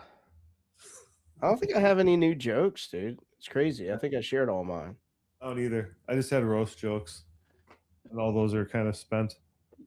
You just spend 5 more minutes just making fun of Nathan. Yeah, that would be nice. Yeah. Pretty much, I just like most of them are very generic, so I can pretty much save the leftover stuff for whenever, we do something like that again. Speaking of leftovers, I have like a concept, but I haven't gone anywhere with it. But it's about how our moms in the 90s were really having like Tupperware parties and shit. It's like, what the fuck was that all about? What? Dan, you know about that, right? Oh no, we were really poor. We didn't. Tupperware is for poor people. I don't a party for Tupperware. I've We got had like parties second, with we got like solo fucking cups. second, we got like secondhand Tupperware, man. We use like fucking like you get like the butter fucking containers and shit, and that became your Tupperware. Yeah, it's Yes. the top butter. Or those Yeah, plastic containers that Chinese food comes in and you just wash it. yeah. Our cups those were are- like fucking jelly jars and shit. Like, Yep. yeah, Yep. pickle jars. so Yeah, pickle jars, and it's like you don't even take the label off, but like after a few rinses, it gets all dingy. yeah, everything still just kind of has a little pickle taste.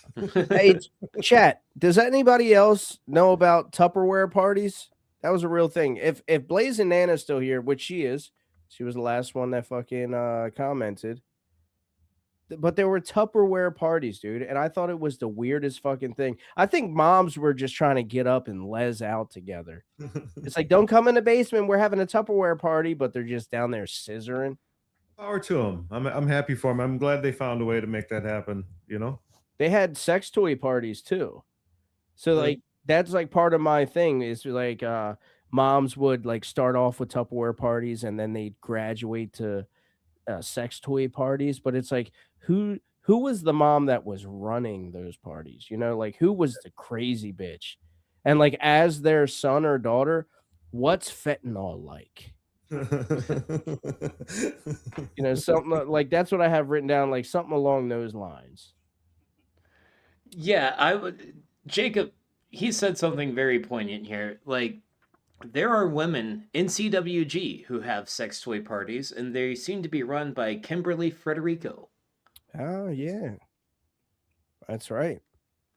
Like, I wonder if they're connected to like the Tupperware people, like if it's the same kind of like material or whatever. Yeah, they just melt down the Tupperwares and make dildos. They just graduated up because they just and there's like something with like Tupperware that kind of just like there's some like chemicals or some shit in it that like kind of gets you like going a little bit. Oh yeah, maybe, dude. Yeah, Yeah, holy dude. fuck, I gotta buy one of these things on here.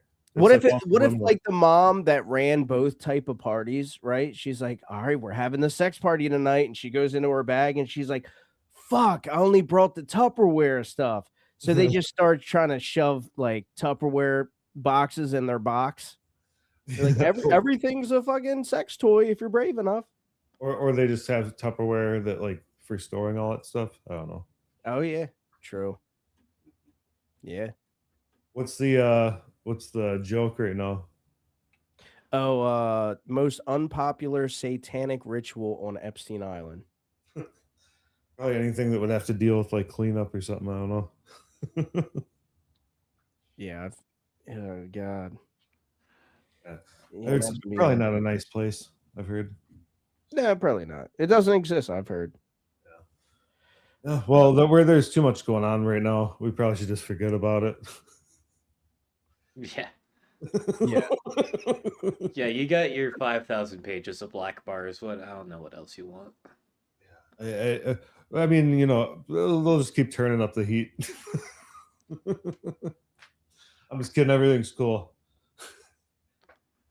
Trying to look at my jokes. Playing fucking Candy Crush. Look how many Topo Chicos have I had?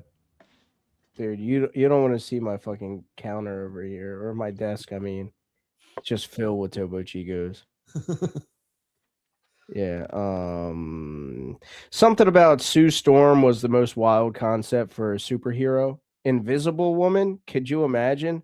She just cloaks herself. You can't see her, but all of a sudden you hear like, I was just thinking. I find it kind of funny how, like, you can't have an invisible woman. She'd just be fucking talking the whole time.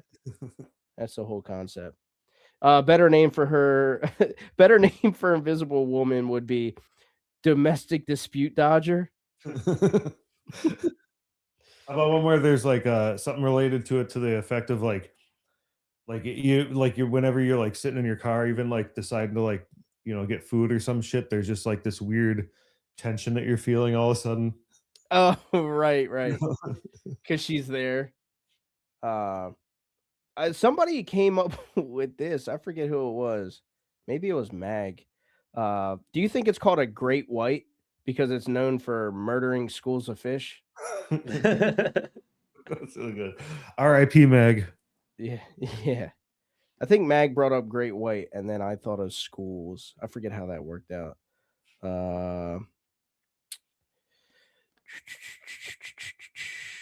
I've written one joke lately that I can remember off the top of my head. It's racism and bigotry makes no sense at all. Because at the end of the day, whether you're black or white, Christian or Muslim, we all hate the Jews equally. That's a joke for Dan, and I'm surprised Dan didn't come up with that. I was waiting for Dan to come on to tell that one.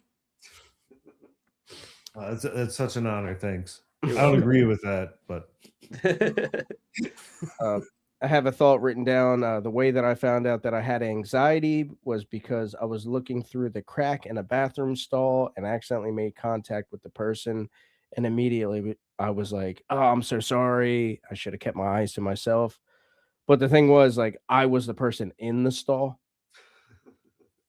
you know, but like I'm a people pleaser. So I was just like, oh, I'm sorry. Meanwhile, I'm the one taking a shit. I don't know. There's something there. It's just thoughts that I write down. yeah, Like, I gotta work on that a little bit more.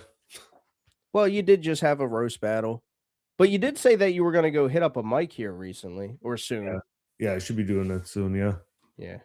I don't have any jokes, but yeah, I should be doing that. Now you got other stuff. You got tons of 9/11 material. Yeah, I don't know if where I'm at, if that'll matter or go over so well. So we'll try to get something going on. Where you are, what would be like the best jokes to do? Probably stuff related to the state I'm in, or some shit about like the local sports teams and stuff like that, and things that I don't give a shit about as much. So yeah, that sounds kind of gay. Just gotta kind of, I don't know. I'll have to see what does and doesn't work. There you go. You know, yeah. I plan on, just going up and shitting the bed and you hear that, Jeremy Blair? doing it over and over until hopefully it doesn't suck at some point, or somebody will pull me aside, be like, hey, this is fucking stupid, you should just leave. I doubt that, dude. I doubt like, hey, you can wash dishes or something here, I don't know, but like, don't touch the microphones because that's fucked up. Like, yeah, you're like, what they love it at Comedy Writers Guild. Yeah. Yeah, why can't I say this Jew joke? You guys say them and then be like, Dan would love this. Yeah. I always think of you. I probably have said like one ever. Yeah, okay. All right, man. That's what they do on the news or on like comedy shows. They'll be like, they'll be like, here's a racist joke that Donald Trump would love. And then they tell a racist joke that they wrote. They wrote and came up with a racist joke. And then the punchline is, haha. And that's something Donald Trump would have said. Yeah. Yeah. But it's you. Yeah. That's true. All right, we'll stop doing that then. We got you. I'm picking up. You do what you got to do. I don't care. Yeah. Well, you can do all your 9/11 material, and like right at the end of your set, you could say, "That's what would happen if Osama bin Laden did stand up." Yeah. Yeah. Or the Jews. I think like what you do. I mean, I haven't done any stand up yet, but when you're all done, you're supposed to wave your arms, go, "I didn't mean it," and then hop off the front of the stage. Well, how else are they gonna know you're done your set? Yeah. Do a little bow. Mm-hmm. But you hear that, Jeremy Blair? He's going to go up there for his first time doing comedy. And if he sucks, he sucks. If he doesn't, he doesn't. Why wouldn't I? It's going to suck, right? Like, I'm not. Nah, not necessarily. Like, I can come up with some shit here once in a while. But, like, actually doing that, it's a totally different thing. So, like, I can sit in, write shit all day, but it's a totally different, like, there's people that like can write shit that's not even that fucking funny, but like the way they deliver it and the way they carry themselves in a room and how that's a whole different skill, I believe. True. And like, who knows? So I think that I write some shit that's funny and I'd like to give it a shot. and try to be less dry than I am right now. You know, You gonna do a bunch of one-liners? I really don't. I've kind of gotten myself more organized now to where I can actually like start doing stuff. I have a few things, and I'm trying to come up with new stuff. I don't want to just like take stuff that come up with in here and stuff. Yeah. But I'm trying. I don't want to make a big deal out of it either. Like, I don't know. Yeah, I get you. I don't know if I'm gonna be like able just to like make something up on the spot too, or what. But I'd like to at least have some things in mind, to bounce back and forth to. Hell yeah. It's gotta be the most fucking boring interview ever. I hope Offender brings it up. It's like it's so fucking boring. I'm sorry, everybody. Everything's good, man. And we got one more person before Offenders, so Yeah. Who do you think it's gonna be? Who do you think it's not gonna be? Dave. Who do I think it's not gonna be? I think it's not gonna be well, I haven't seen him in here tonight. His name rhymes with Fickle Dick. Yeah. Yeah, Pickle Rick, but I haven't seen him in here. It's definitely not gonna be Freezy. Oh, that's too bad. No. One thing I really did like with the roast battle and stuff is I feel like we got a couple new people that have just kind of like assimilated in and been kind of cool to like hang out with and shit. At least within the internet or whatever. So yeah, hopefully we see more of the newer people on here too. Yeah, that's gonna happen, week by week with this thing, man. Yeah. But dude, I think a good person who's been added in within the past, I don't know, 3-4 months is Pinky. Oh yeah. Yeah. That dude's fucking great, man. And actually, to let you guys know, he is gonna be our special guest next week. Nice. Yeah. Live? Nice. Yes, sir. Closed? Why'd you ask live? Try to make it more exciting. Oh yeah. Live and clothed. Hopefully. Maybe. Yeah, you never know what audience you're trying to go for. I'd be cool with it. If somebody wanted to come on here naked, I'm cool with it. But only the women. Yeah, of course. Yeah. No gay shit around here. Yeah, Only the women. Yeah. Yeah. Yeah, the women too. Yeah, we'll edit in the little disclaimer at the bottom. Yeah, can have penis. All right, Dan, let's see what we got here next. All right. I'm gonna head out here. Do you want to hang up on me? Yeah, Yes. we got you. Ask me if I want Later, to. Fuck yeah, can't fucking wait. Bye, bitch. Peace. Later. All right, Danzilla drums. You know what would cure my depression? If you ran that interview in reverse and then hit play. That would cure my depression. All right, guys, let's get down to it with the fourth and final joke concept of the night. Most unpopular satanic ritual on Epstein Island. All right. So first up, we have Talmage AV. And Talmage AV said, most unpopular ritual is preventing Dan's camera from zooming in on mere hand gestures. Okay. Oh, minor hand gestures. Fuck, my bad.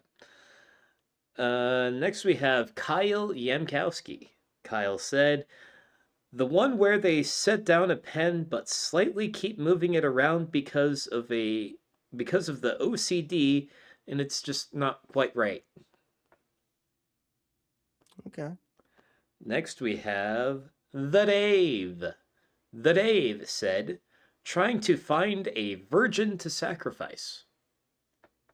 Oh, that's a good one.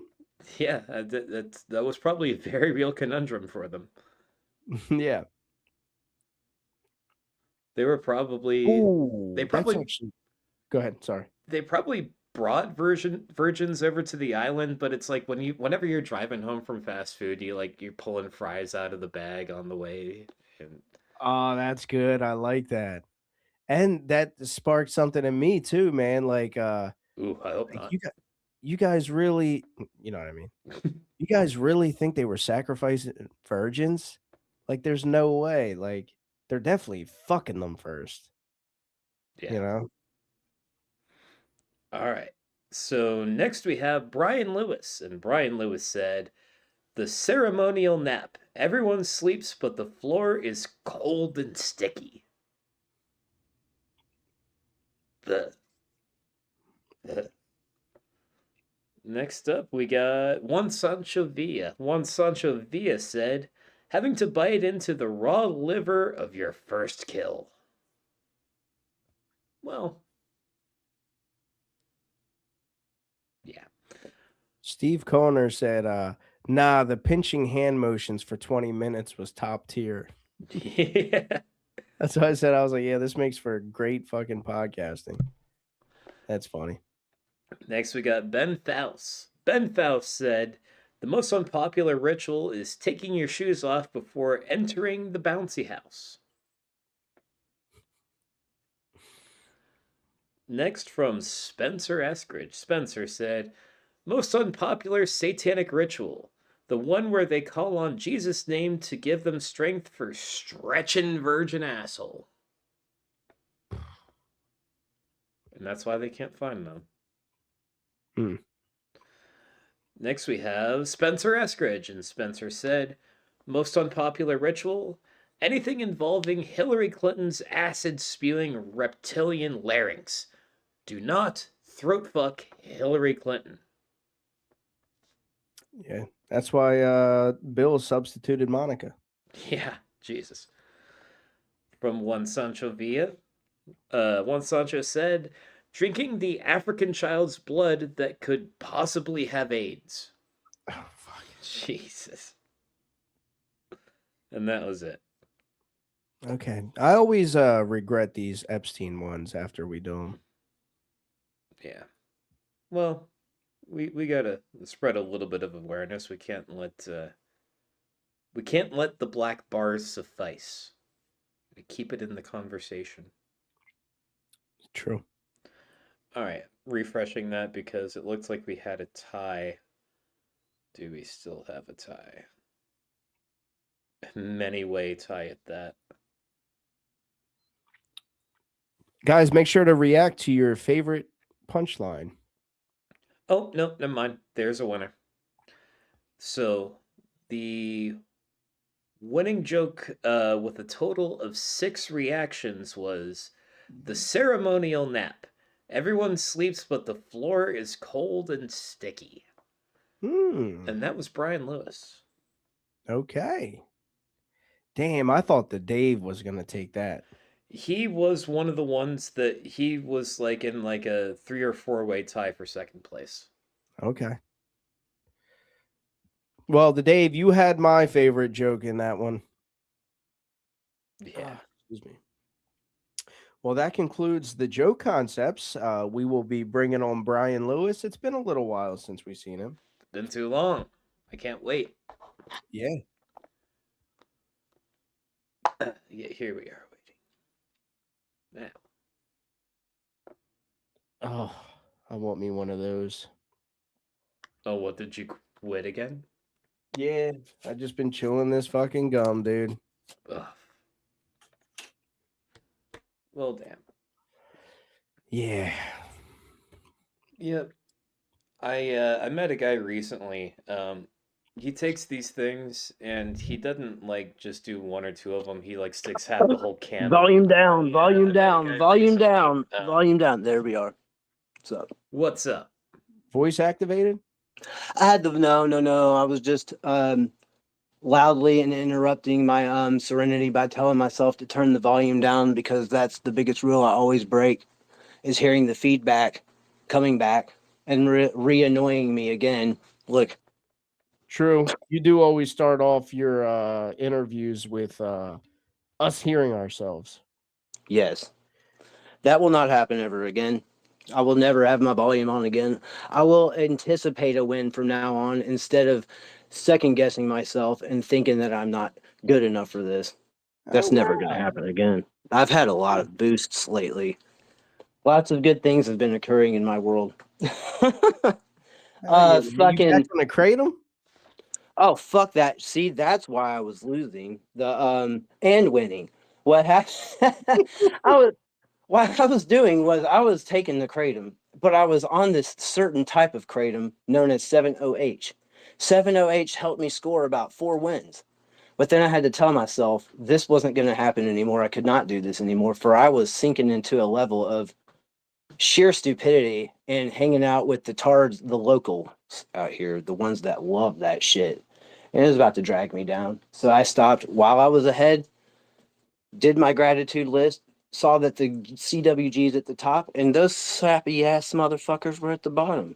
They weren't even on the gratitude list. So I asked myself, what am I doing with these suckers?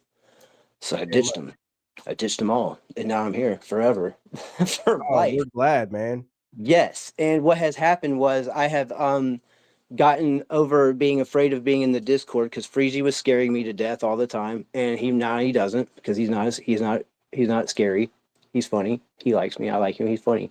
See that? I'm not afraid anymore of that. That was a fucking hurdle for a minute, because some people come. Freezy. Yeah, well, what happened was I was in the Discord one day, and then he came in there and he sounded so sincere. He goes, "I think you should quit comedy." Like right away, he just started going on this list. I stayed quiet while Will let it rip. Will exploded, and I just let it. I just saw what the deal is. It's all about reactions. Just don't do it. Don't react. Yeah, And, Will actually exploded to the point to where he told Freezy he was going to find out where he lives, and give him this. give him a visit, and that's what got Will booted out of Comedy Writers Guild. Yes. And I appreciate these rules and these boundaries that we have in this tribe of awesomeness, and because of what it's doing, it betters me. It betters me as a person here at home, in a way where it's just like, is my old life even worth looking at anymore? What is in my old life? I did an inventory on that shit, and it's just totally fucking trouble is all it is. It's like, just involves packing heat and doing drugs and being stupid and not having anything good to do with your life, even resting on laurels that you don't even deserve to have, kind of shit. You know what I mean? Yeah. Stuff that is just not deservable in life. And I'm about to be 46 years old, and the best thing for me to do is just stick with y'all. And because even if I'm not doing anything else, I at least have the roadie job on my side, and I've got this. And I feel like this is gonna sound so cheesy. This is where my heart is, dude. And I love that. Drew's hilarious. I love seeing Drew in Discord. I feel like a therapist about 90% of the time, but that's okay. I love it. It's better than trying to talk to people that aren't willing to change their lives for anything better than just, changing the way they feel because they're uncomfortable with their shitty decisions. Here starting to sound like a fucking sponsor right now, but I'm just happy that I've mentally come back. Like, I was out for a minute. Like, I would say I didn't even feel like participating for like 4 weeks straight. I just sat back and watched because I felt like I needed to learn. I got to a point where I didn't know if I was doing everything intuitively or if I was just manic or like what. I had to like literally put the brakes on for a minute and just check myself out. Still, look at this shit. Oh, fuck, my arm. Hold the fuck up. Is that what you were just trying to show us? Yeah. This thing. Oh, fuck me. This is one of the other things that's helped me. Yeah. Figure some shit out. This sad. is broken on Christmas Eve. Spent Christmas Day in the hospital with nothing but my thoughts, resolutions, and all sorts of stuff. And and I've meditated a lot with the CWG on my side, like through the Discord. Like, I know it's probably weird to say taking psychedelics in the Discord is fucking bad as fuck. It's awesome, especially being able to sense everybody's ego. I'll tell you who's got the coolest ego out of everyone I've seen so far, and that's Phil's ego.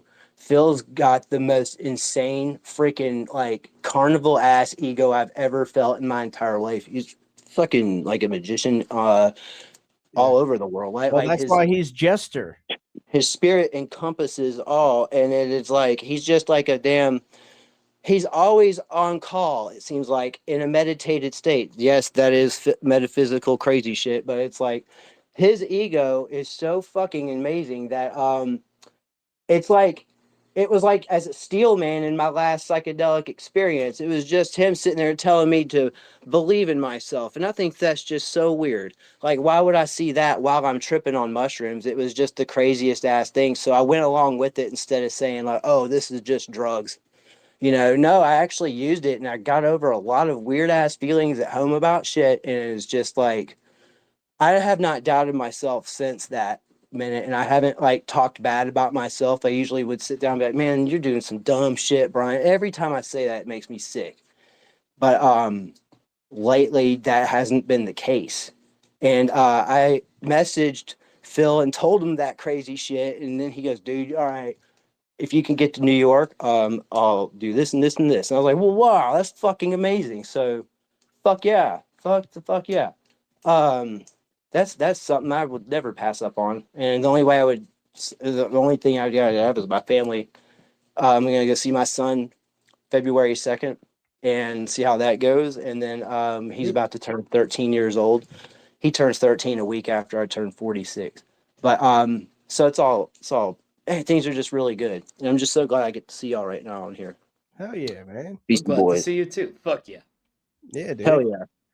Man, I'm just so happy. Steve Kohner has a question about your cast. He said, are those anti-cutting sleeves? No, just anti-Brian sleeves. I can't walk around and do shit. It's just anything that, look, see, no break. I can't break it. I've never had I broke my hand, but that's about it. I've never had a broken This is the third bone I've broke in a year. I broke my ass last November. I got into a bike accident at 14 miles an hour and hit a tree right before I was going to New York last November, and then had to have a cane. And I went to New York City. Is your son in New York? Oh no, he's in Atlanta. Oh. My youngest one is, and but I love New York so much that it's just always fun to hop on Amtrak, get out at Penn Station, and start walking around. Go to the Wyndham. I usually stay at the Wyndham and shit, but like he says, this is going to be in Brooklyn, which is I haven't stayed in Brooklyn in over 10 years, so I would love to. Are you going out there? Fuck yeah, dude! Like yeah, dude, I'll see you then. The 26th, I believe, is the day that they show up. I'm gonna purchase my travel. I'm doing my travel purchasing on the 24th or 5th. That's the next time I can afford to purchase travel, but I'm doing it then, and so I'll have that finalized. Sweet. I should be. Yeah. I have to talk it over, but I should be going out there on the 28th. Oh shit, yeah. I've got to get a wintertime coat though. I don't have anything. This is the strongest winter gear I've got. Is this hoodie because it doesn't get cold here. I would say go to a major department store that rhymes with Schmillard's, because they're running like 65% off on a bunch of cool shit, including winter jackets right now. Oh shit, yeah. Yeah, we got that is a good idea. We have a Dillard's, I think. We have one main road here. We have a Salvation Army with a place called the Vault, where all the rich people go dump all their awesome clothes, and maybe they've got something cool over there. Yeah. And other than that, everything else has just been going really awesome. The main thing is that this is the most sober y'all see me. I also learned another thing, that if I smoke bowls if I smoke weed before these CWG things, I literally have nothing in my brain that says like no, there's nothing funny going on in there at all. It's just all cobwebs and smoke clouds and dumb shit. Nothing, not a fucking thing. Same. That's why I don't. Yeah, I can't even smoke. My sister gave me these fucking what do you call them? Redwood Reserves pure hemp flower. They're like cigarettes. And it says it has a little bit of THC in it. It says the hemp derived THCA. Yeah, that's what all THC is before it's ignited anyway. CBD. Oh, cool. Yeah, that's not going to do anything psychoactive to you or anything like that. No, you might sleep a little better. Like, I still love weed and everything. I'm never going to stop smoking. It's just right before something like this. No way. Like, afterwards, yeah, you should see all this fucking weed. Like, look at this shit. fuck? This is the best weed I've had in so long. It's a platinum kush, but like it's a good platinum kush where it smells through the fucking glass. I can't even fucking begin. Holy shit. That shit, Blue Dream, Santa Cruz Blue Dream, fucking really good. Oh, look at this one. Dude, this is fucking insane.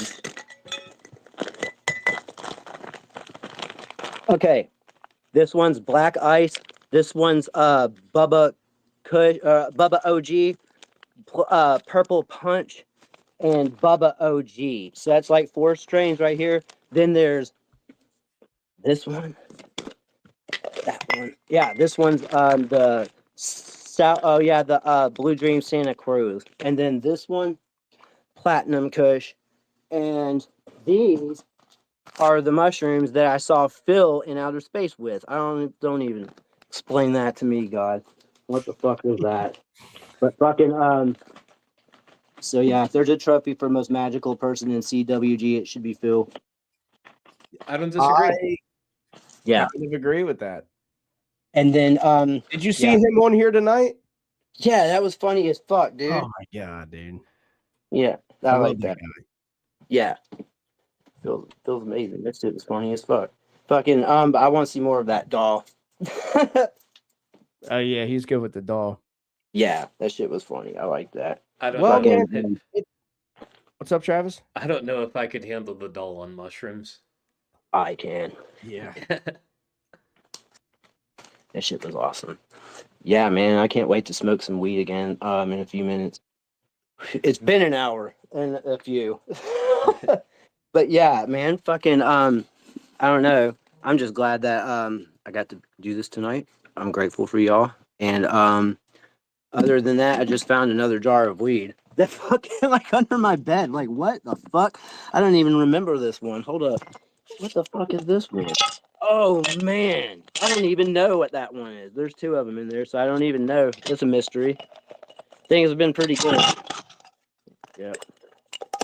I was in the Discord one day, and somebody goes, "Is that Spanish moss behind your head?" And I said, "Yeah." And the dude goes, "I'll be there in 30 minutes." And it was Will Wagner, and he shows up. I mean, like, you know, that's about even like, you know what I mean? Like, oh my good night. That was fucking amazing. Thank you, Pinky, for that. You know, that's a good thing because my other dude flew the coop and that's the, you know, just he's gone and that's good. But we're all good here. And I just need to I'm gonna smoke some weed and calm down. Yeah, I'm getting all hyped up again. I don't know what else to say except for yabba dabba do. I'm done with you. I'm gonna go smoke a bowl or 2. All right, brother. Yabba doobie doo. Good night, y'all. Good night, brother. Good night. Bye. Later. Peace. All right. That was what did I call him earlier? Poop guy or something? That was like Turd Man. Yes, the fuck it was. That was old shit fella. All right. Well, what else to do besides bring on our boy, our closer of the podcast, Offender. Let's see what Offender's up to, man. I've been keeping up with him throughout the week, and I'll tell you what, man, if he wishes to talk on it, he's got some pretty cool things that have happened in his life. And here is the man himself. What's up? What's up? I feel brother? like am I on the what side of the screen am I on with you guys? The Same right. side. Yeah, you're always on the right. No, on mine I'm on the left. Why is Oh. that? They need to fix that. He's Oh, super concerned that he's a leftist now. Yeah. No. I can't. What's up, gentlemen? I can't be seen on the left. No. How much, man? What's up with you? Trying to get this camera angle right. That was funny with Dan. It looked like he was like normal size, but you 2 were midgets. Yeah. Dude, what'd you think about Phil? Oh, excellent, dude. He's fucking hilarious. The orange inside the orange, and then you hit him with the Inception orange. That was pretty good. Brian seems like he's in a better mood. Yeah. Well, sure. up spirited. That's always awesome. Fuck yeah, dude. It's been a little while since we had him on, so that's good. Yeah, man, that damn 708 or whatever he's talking about. That's gas station heroin. Yeah, basically. Yeah. That's I just watched a really great interview on a podcast on Sean Ryan's podcast, and there was a guy talking about that, the CCP and everything that's going on with that. So yeah, shit's disgusting, dude. no, it's crazy. It's crazy. Dude, you've had some pretty big things going on in your life lately, man. Dude. All right, before we get into that, you know what we got to do. We got to hit it with the jokes. I will be honest, I did get to the podcast a little late, and so I'm not. Some of these are going to pop up fresh to me. All right, so there's going to be a party, a Democratic party. What do you bring? A Democratic party? Yes. The Hunter Biden laptop.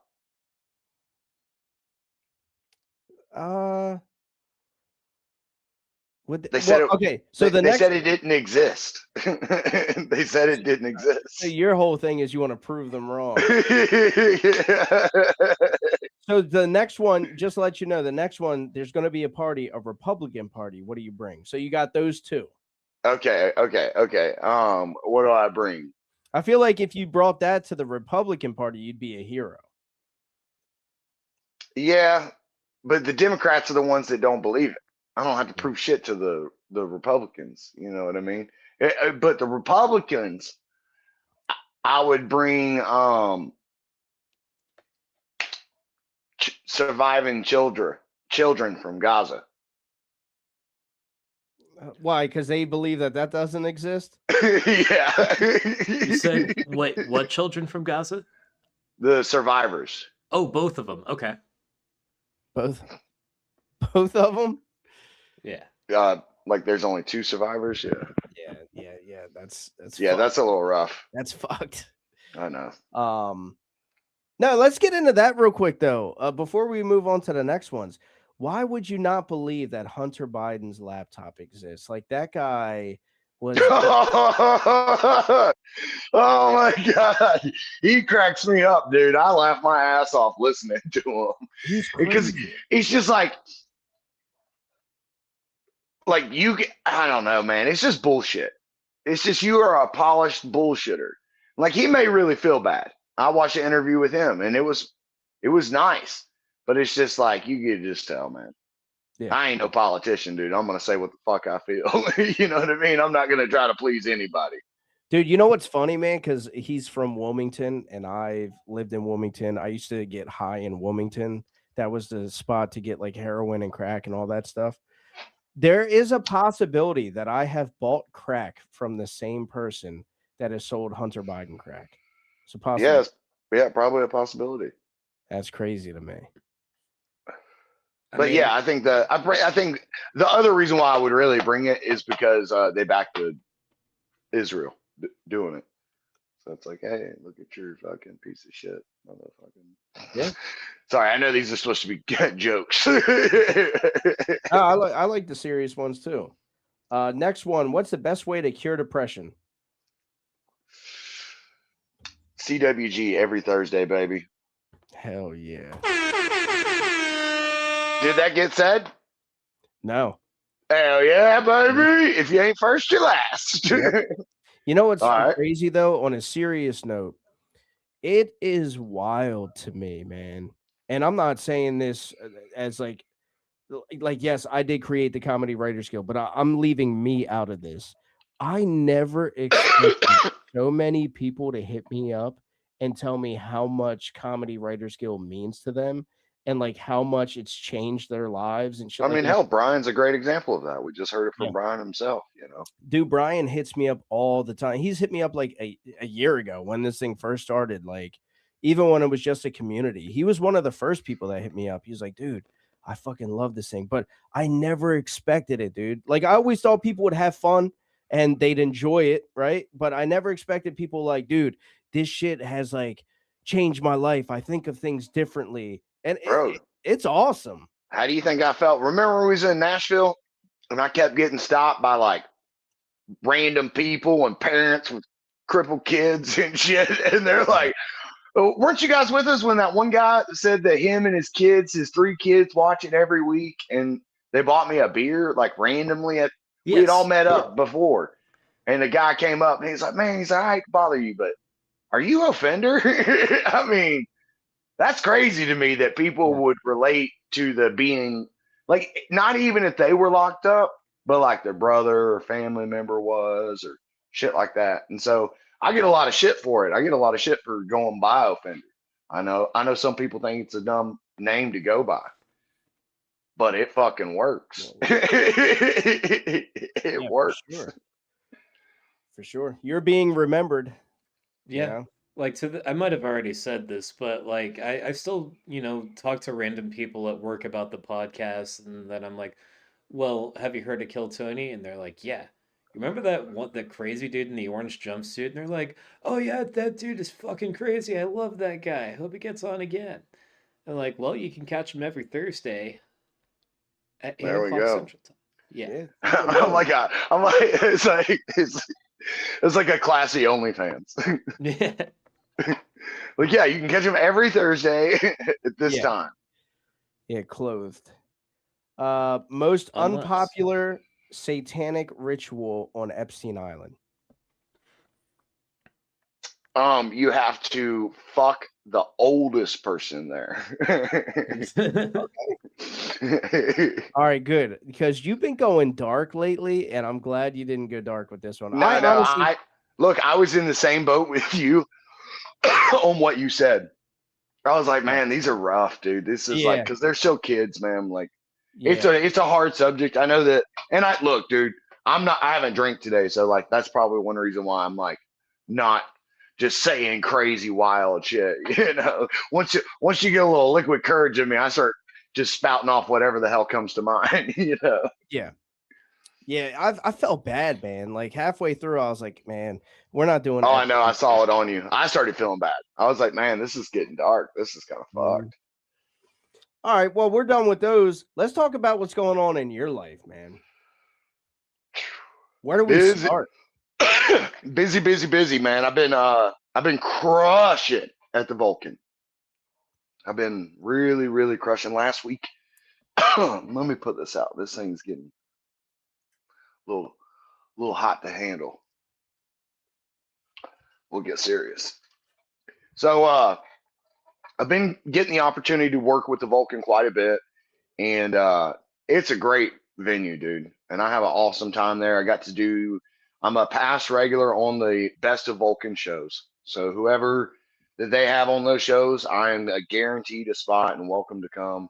And that's Vulcan show. So that's a really good foot in the door. I'm excited about that. I'm also doing the Heavy Hitter show, which is put on by Cage Cat Productions, a guy named Tyler Cole. And that's been a really great opportunity. We got a great show this Friday with Asad Aman, JJ Lieberman, and several others. You can check out the links on my Instagram and stuff. But I mean, dude, it's been insane. I'll say this, like, when you start to get momentum off of something, the best thing you can do is like push harder. You just got to keep going. And some crazy stuff happened this week. I'm going to talk about the one thing I know you know, Harmon, because it's about everybody knows if you've seen the video that Harmon edited that I was out here protecting these streets, son. Yeah. And it's a weird feeling to be in it. A lot of people talk about it. Some people be about it, and I'm the be about it type, and by no means did I didn't record that video. If you guys don't know, there was an altercation that broke out in front of the mothership, and I was barking and I was walking, and I kind of like ear hustled a situation starting to escalate.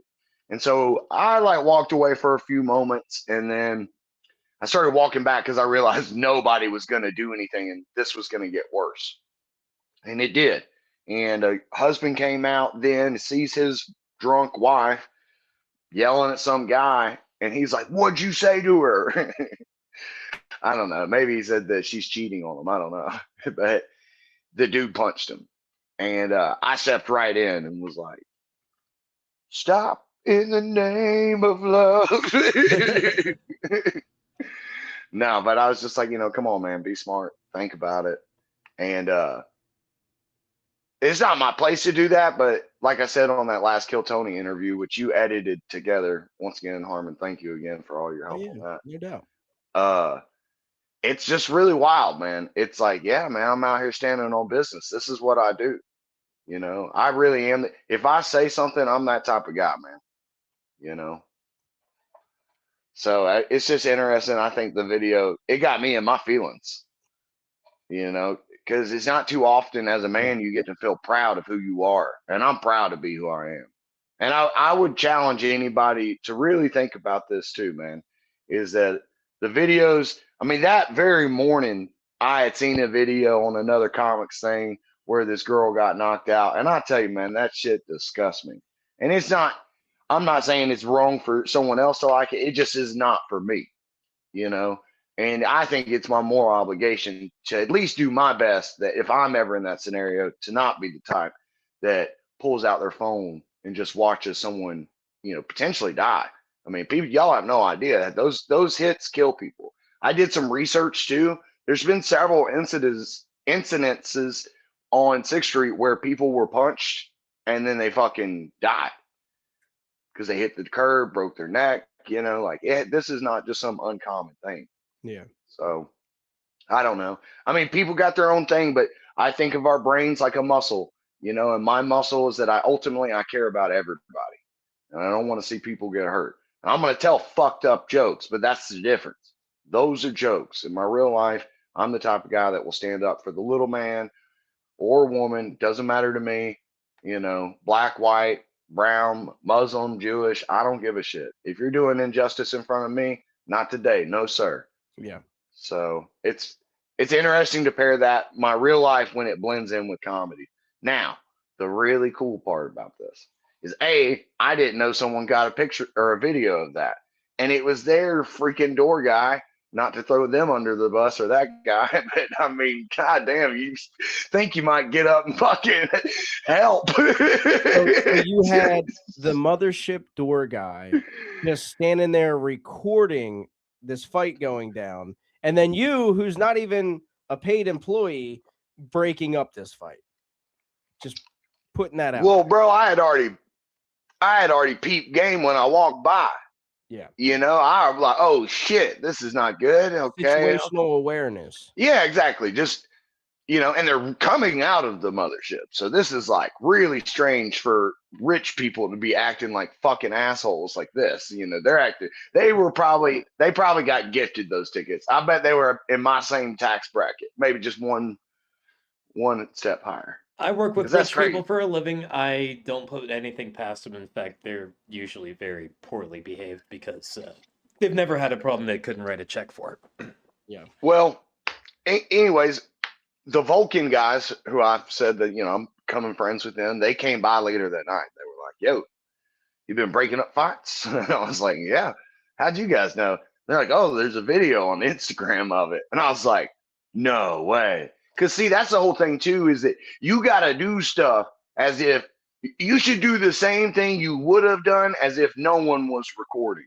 And that's just, I'm telling you, that's actually off of a Rogan quote where he said you should act like someone's recording you all the time. And you need to be proud of the man that, oh, bro, I'm about to get emotional, dude. I got to look this quote up. But I'm telling you guys, it's something that's like, if I could go back and I could give myself advice, or when I talk to young men, this is the advice: act like someone's always recording you, and be a man worthy of being proud of. And so when that video and I need a hero, dude, I mean, I'm not saying I'm a hero. I'm just a dude trying to be a good dude. that music with it was perfect. Oh man, I cried. Yeah. Like, fuck yeah. Cause it's not about being pride, but like, I just want to show a different light. If there's so many people out here in this world that are going to record and do the dumb shit, those two people fighting and you recording is about the same in intelligence level to me. Because the smart thing to do is look after your fellow man. You know, that's the smart thing. Because this is fucking Texas, dude. I'm telling you, people got guns here. You know, I'm not trying to die. But sorry I'm dragging this out. But the next night, I went to go talk to a friend of mine who works there at the mothership. Okay. And he's a good friend of mine. And as I'm walking up, I see this like kind of like military guy looking at me, and he's like walking up. And I go, "Hey, Selden, did you hear about last night?" And as I'm saying that, this gentleman walks up and he's like, "So, you trying to join our security team?" And I was like, "Oh shit." And instantly my brain's like, this is like the head honcho at the mothership. I've never even seen this dude before, you know? And I was like, you know, kind of like, "Yes, sir, absolutely. I messed up my last Kill Tony interview. I need a damn job." You know, I'm starving out here. And he's just talking to me, and he just said, he's like, "Hey, I just want to tell you, man." I tried to tell him my name was Jacob. He's like, "Oh, I know exactly who you are, offender." He's like, I've seen you at the Kill Tonys. I've seen you in Nashville, because I see you down here on these streets every night. And I told him that in my last KT, I said, "I'm notoriously known because I don't want to see people hurt themselves." And he looked at me and just thanked me. And now I don't know.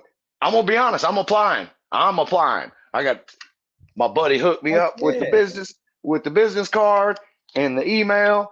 And I've already applied once, and they told me no because there's proper channels for a comic to go through, which is fine. I'm willing to go through those. But if you're still looking for a great door guy, mothership, my name's Offender. Come on now, quit playing.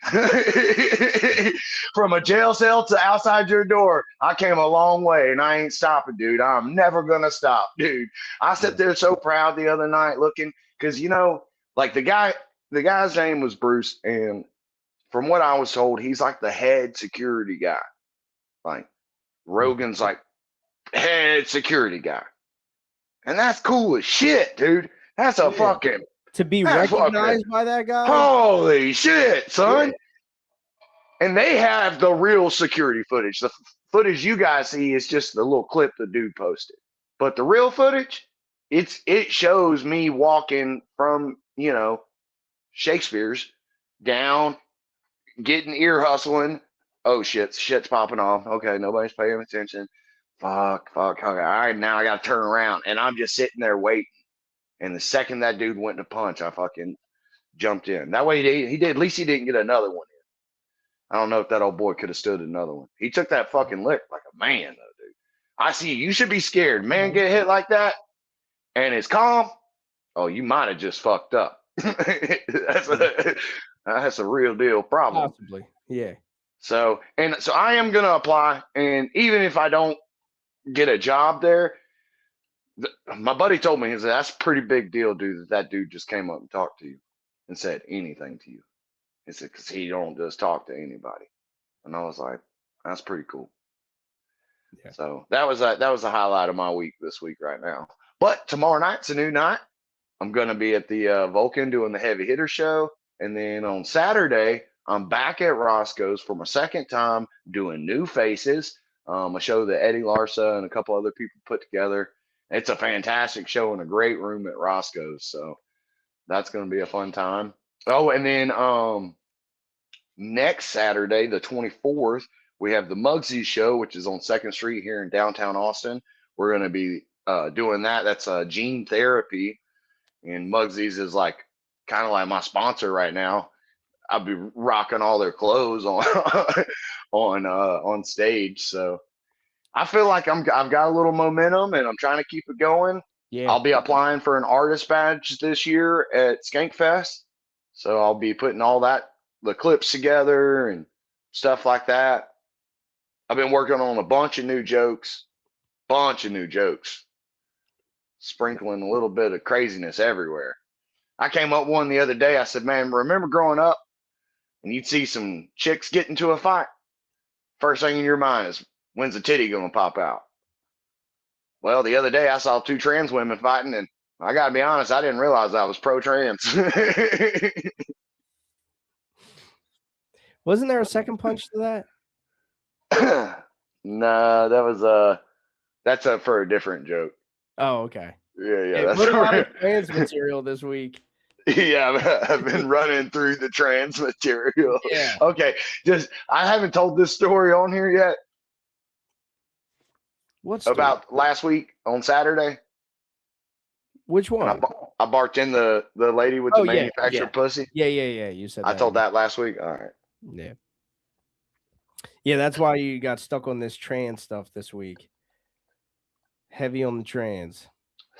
I did some new stuff. I did some stuff that I hadn't done yet that I had been waiting to do, and that felt really good. It felt good to get some of these like older, like it's stuff that I know about in my own personal life. You know, so talking about growing up and getting bullied, and you know my last name, and them calling me Della Gay, and I used to cry because that's pretty fucked up because I didn't know what gay was, but once I found out, I realized I've been getting molested. There you go, Travis. See, so yeah, and then I actually my brother ain't gonna be too happy about this, but this is a true story. Now, when I was growing up, one time I came home crying. I'm crying on my mom's lap, and I'm like, "Oh, they call me Della Gay," you know. Little pussy ass bitch. I was crying. And my brother, he's 2 years younger than me. He's got a different dad. He comes in the room and I guess he was trying to cheer me up or something. He's like, "Man, you think you got it bad? You should hear what they call me." And I like lift up my head. I'm like, "What do they call you?" He's like, "They call me Gay-Arga Lesbian." His name's J.R. Gillespie. So I'm working. See, that's the part I got to work out. I don't know. How is that hard for y'all to keep up? Because Gay-Arga Lesbian. But I didn't know his name. So I got to introduce his name before. See, this is what Comedy Writers Guild is all about. Yeah, just he's got a different dad. His name is J.R. Gillespie. Yeah, J.R. Gillespie. All right. So you don't think that giving the name first is going to, I mean, my brother's going to be pissed. Dude. You gotta get the name first. And that's all right. Sorry, JR. Here's a hard way for you to find out. The joke's getting told. Yeah. Hey, I never cried again over that shit. I got way over it. I was like, well, he's right. See, that's the way you cure depression. Is having someone to tell you how much worse their life is. Yeah. Yeah. You'll be like, oh, shit. To cure my depression, I just hop on FaceTime with Freezy. Yeah. Yeah. That one kind of hurt. I thought you were gonna say like you should hear what they call me, and it's like, oh, what do they call you? It's like that faggot's brother.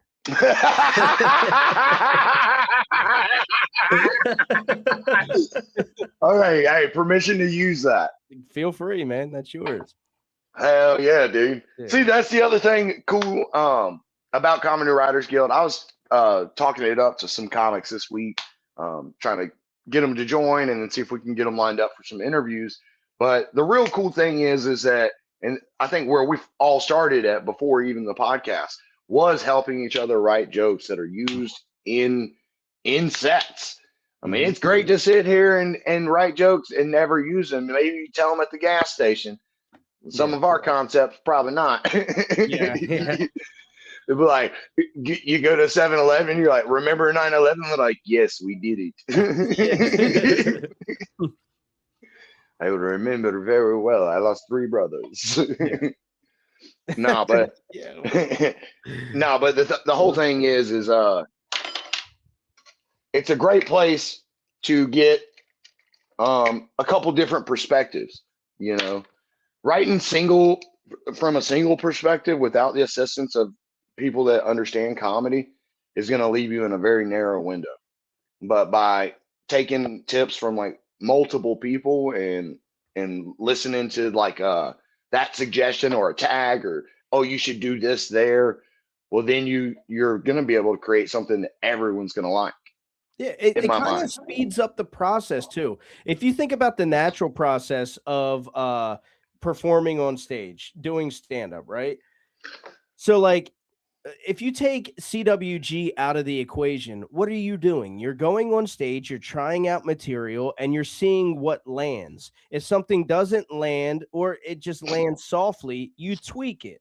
But this like speeds up that process because you're saying it to a group of people. So it's sort of like doing it at an open mic, and they're giving you instant feedback. And not only that, they're also funny people. So they add tags, they add punches, and it just helps out.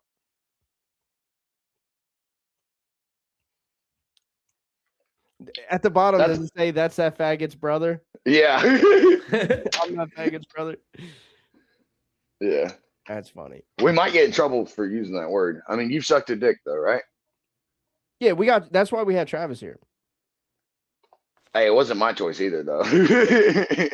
No, that's the thing, though. That's what I love about a little behind the scenes. So that's why I love the what the fuck do you call it? The waiting room in the beginning, because the waiting room is 10 minutes long. Hey, yeah. Let's not give up the secret.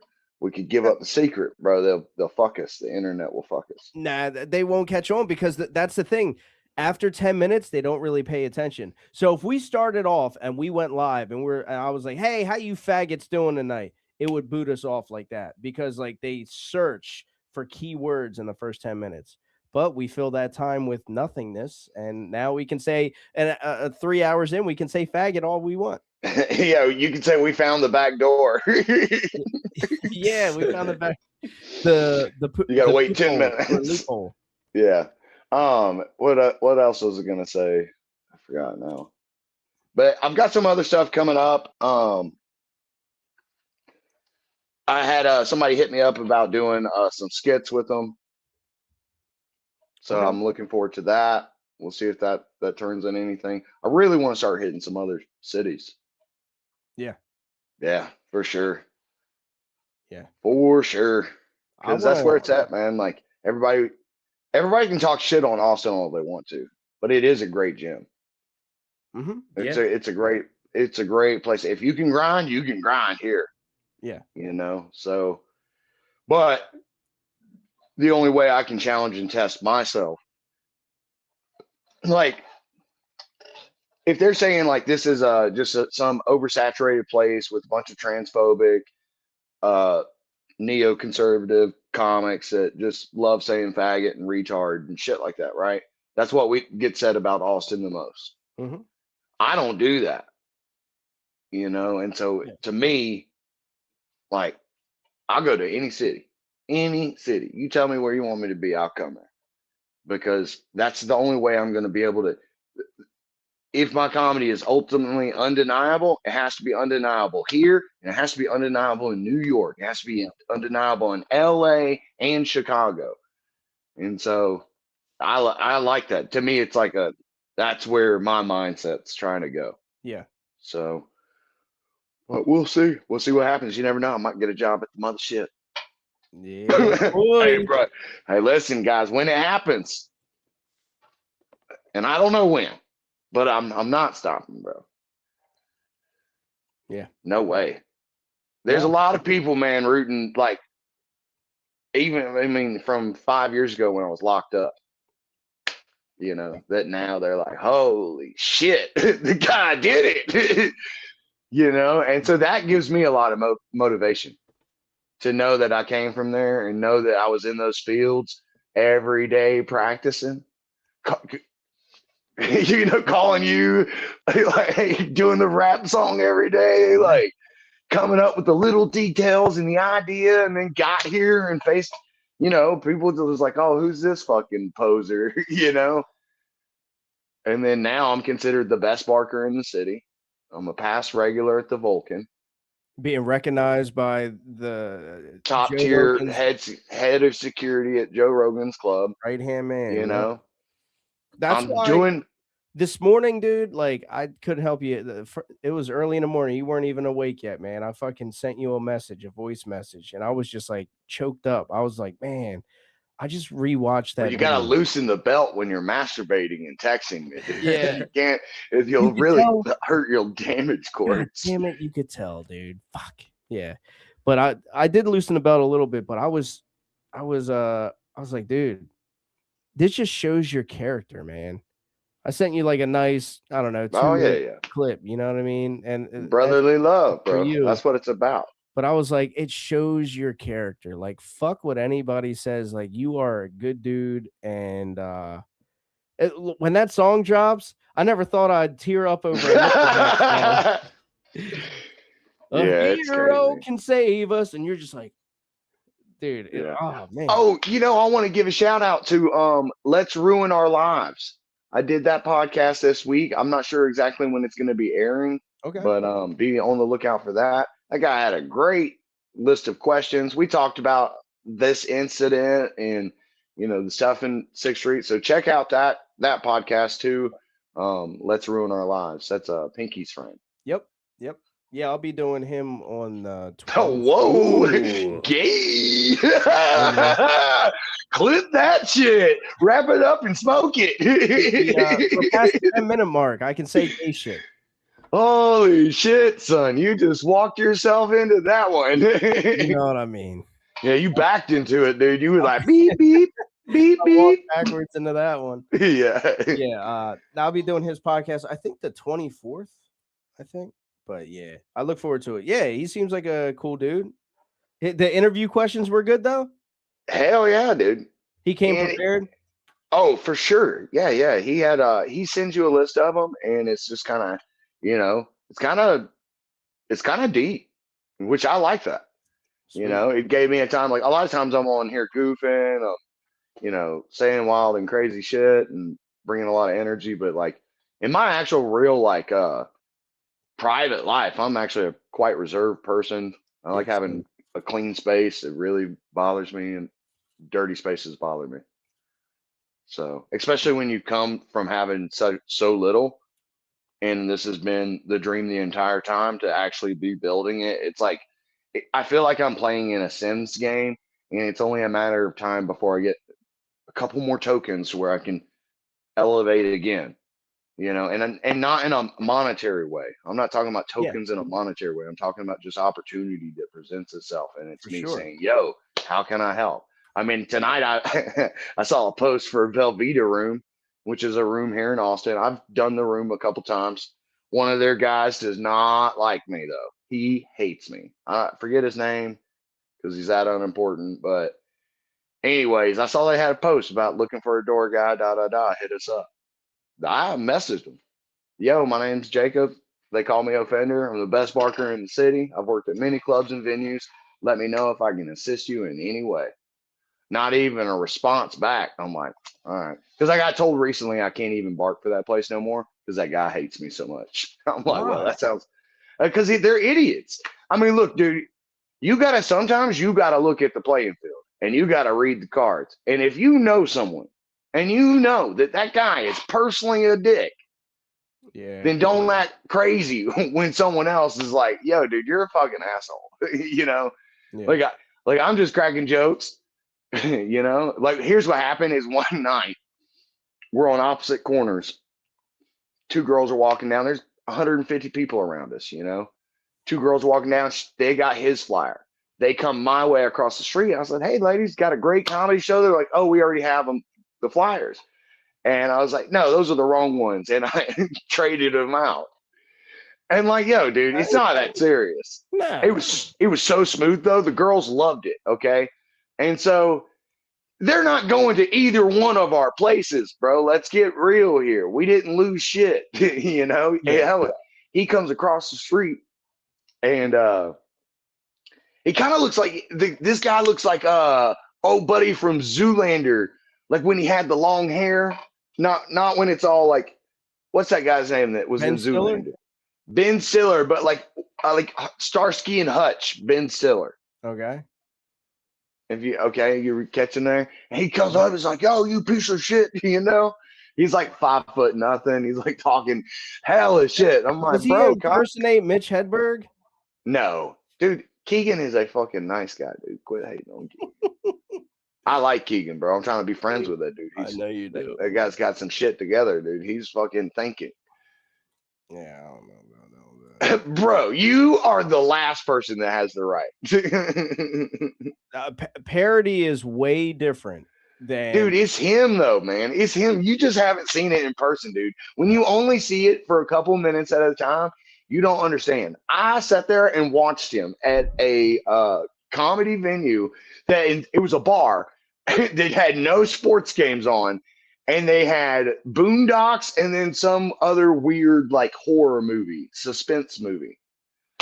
The guy, throughout his entire set of like silly jokes and really sophisticated jokes, right, that he wrote, he was using everything around him. And he was like, normally you go to a bar and you get to see a football game. That's cool. But here, they're playing Boondocks. That sucks. It was just, I don't know if I'm giving it justice, but it was just like, I get it. It was genius, bro. And I saw him do like 20 minutes. At some point, man, that's not an act, dude. That's just who that guy is. And like, we can't. Travis. Yeah. What do you think? Come on.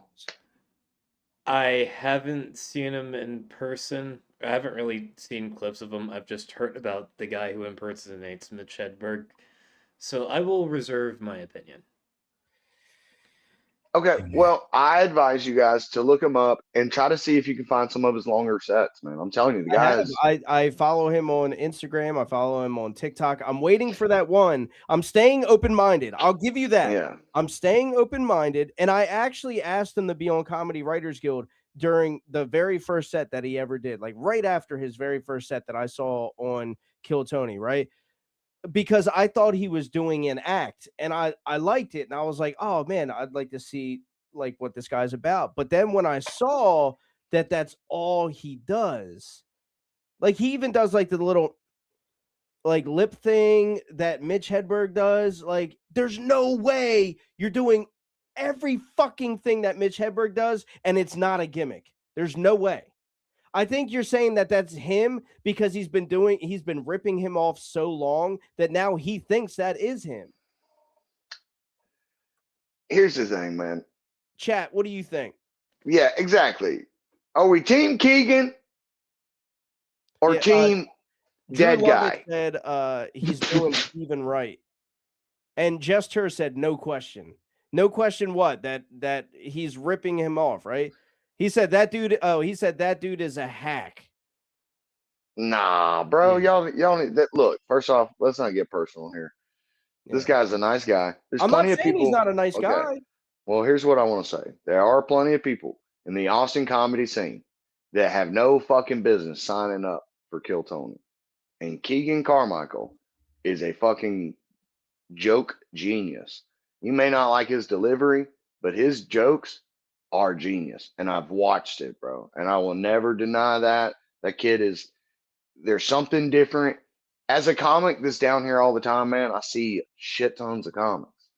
And I see shit ton of comedy. And that kid's got it, dude. He's quick on his feet.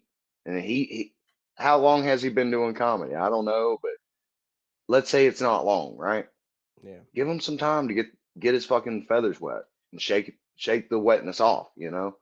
You never know. It may start off like this, just like when me going by Offender. You know, there may be a day where they're calling me Jacob Delegay. Yeah. So we got Andrew Dellinger. He's saying I agree. He's ripping him off. We have Amanda Burns saying I want to like the kid, but I feel like he's just acting like Mitch. Well, this is why he's never going to come on CWG, guys. Yeah. I'm fine with that. But Blazing Nana said, you son of a bitch. Blazing Nana said he is always that way. He is funny as fuck, and he may favor Mitch Hedberg, but Keegan is legit. Like, yeah, he's how do we know? Okay, do we know who this guy's father is? What if he would turn out that this is some unlegitimate child of Mitch Hedberg? Then I would fucking drop my opinion. And here's the thing, okay? I want to say this. I am remaining open-minded. Like, I'm not following the guy to like rage bait myself. Yeah. Here's what I'll say. I think Keegan Carmichael has the same thing that William Montgomery has. It's going to take him a minute. You got to let him cook and just wait and see what happens. That kid's special, dude. William won me over the first minute I listened to him. His very first minute, he won me over, right? So here's the thing. This is my opinion. This is strictly my opinion. I wasn't like big on Cam Patterson at first, right? But I've heard Cam Patterson say some genius jokes once I like allowed it. I was like, wow, that is genius. Ari Matty, he didn't win me over right away, but I thought he was funny right away.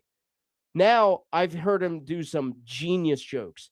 I have Ari Matty is a great comic, but dude, I'm gonna be personally honest, and I don't know what it is. I'm not trying to speak. I get that he's got a lot of people, but he's definitely got his nose up in the air sometimes, and that's oh yeah, to me personally, that sucks, dude. Yeah, but he probably don't give a shit. He's like, oh, you're so poor, you have no idea. In my country, we kill you.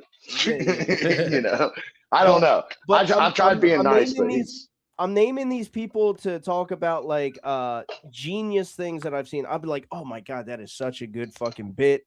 That is so genius. I have never seen Keegan do anything because you said genius. You were using that word. I'm using your word. I've never seen anything genius from him. Yeah, what I watched him do at that place called the Saturn, it was a show with Eli Harper, was genius. And it was so funny. And he kept tagging it up. It's like I learned repetition that night. I learned what it meant to like come back to it, and then bam! Oh look, this guy's getting arrested. That's cool. Not as cool as a touchdown, you know, something like that. It was fucking genius, man. With his callback and everything. Yeah, bro. I mean, I just in lifetime action, it was just flowing out of him like a river, bro, and it was awesome. So, Andy Dellinger, sorry. He makes a good point, right? And I agree with this. He said, I'd like to see him find his own voice. Dude is funny. I think if he had his own voice, I could agree with that. And then also the Dave, our man from Australia, he said, what about Timmy No Breaks and Andrew Dice Clay? Right? But if you watch Timmy No Breaks, the very first time he came on, not as Tim Stifler, but actually as Timmy No Breaks, he did do like a little Clay bit at the end. But after that, he didn't touch anything that was Clay related and Andrew Dice Clay related. I don't know. That'd be one question that would be worth asking. Anybody ever say anything to you about it? Like anybody important? What, to Timmy No Breaks? Yeah, like yo, knock that off, bro. That's great. Which I'm sure it was just like a paying respects, but at the same time. But he's acting like a fucking New Yorker from the 90s. He's not necessarily ripping off like Dice Clay. I have an Uncle Mike. He's from New York. Dude, he fucking talks just like Andrew Dice Clay. He's all animated and shit. But like the only time that Timmy No Breaks did that was his very first thing on Kill Tony when he was like hickory dickory dock or whatever. You know, he said some stupid shit. And he said, "Bitch, $100." Yeah. No, the other thing that I'll say is I talked to Timmy at the last show, and dude, that guy. Now that guy, that's an artist. Genius. Yeah. Yes. Yeah. Timmy No Breaks is top tier G. He is, dude. The way that he used Tony's platform against him, and it was so like chef's kiss, dude. Yeah, because not many people could do that, bro. That's a fucking you're barking up the wrong tree there, bro. Very ballsy. Yeah. But that's just some guy that's always been funny. Yeah. You know? Yeah. I mean, he's probably always been super quick and witty. I know he was into improv is what he was really into. Yep. And so he was an actor. Yeah.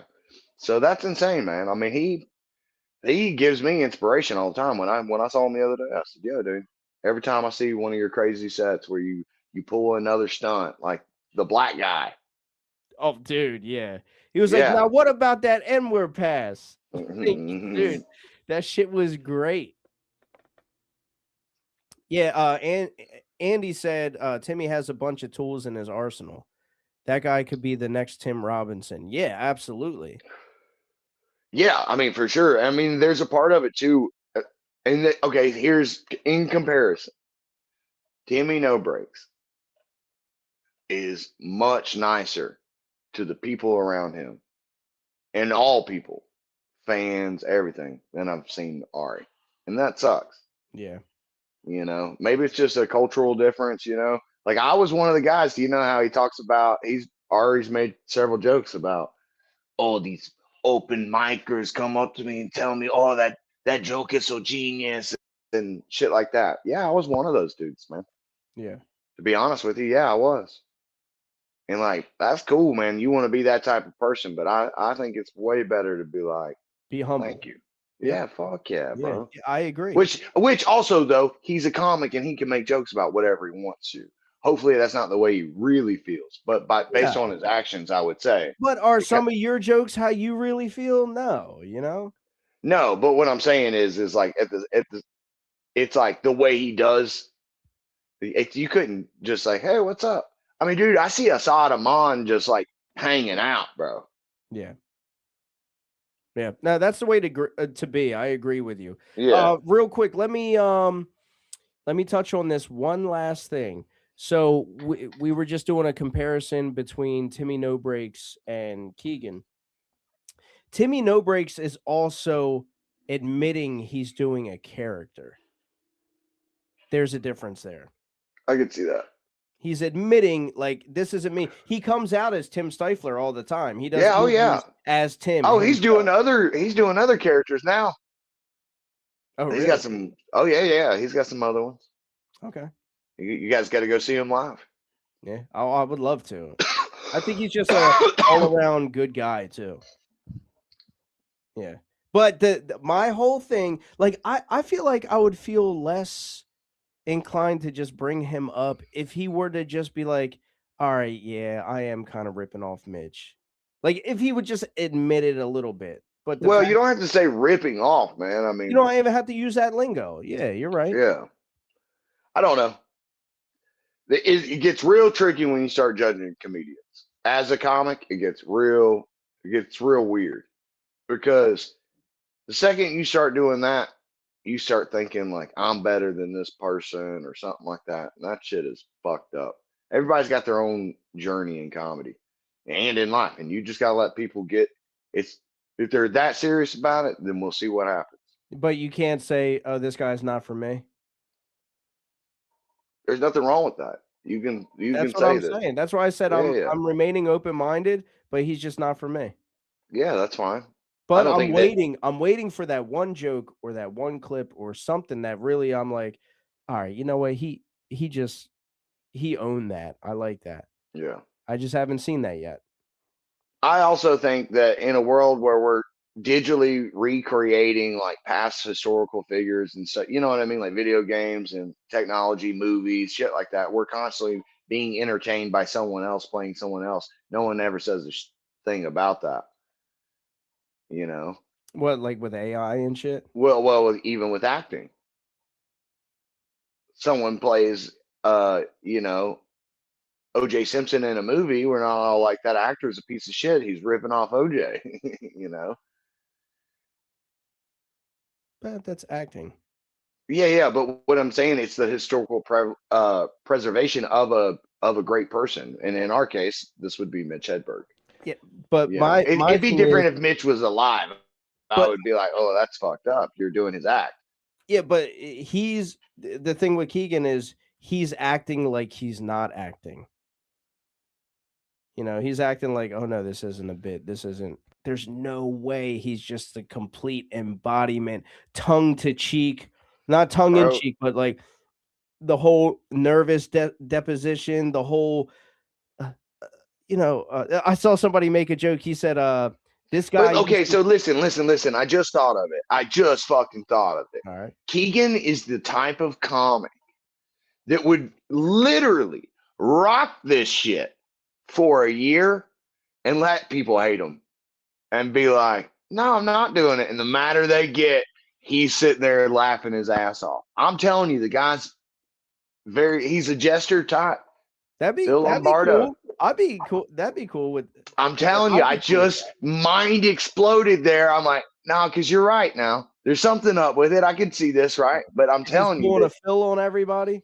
Fuck yeah. Like a hardcore one. Like I'm gonna rock this thing until I get it, and then I'm gonna get up there and do me. Oh, dude, I would feel too uncomfortable to do that. So like, yeah, but some people have the balls to do that. That's and what I'm saying. Like, I would give them credit for that, to be able to do that. Yeah. It's almost like coming in like a heel.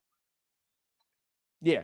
He's coming in like, it seems like a little snaky, but it's not though. It's this. This is a tough business, man. That would be the genius of him, if that were the case. I'm telling you, I could totally see that, because he does interviews and he doesn't do like in the interviews. Yeah.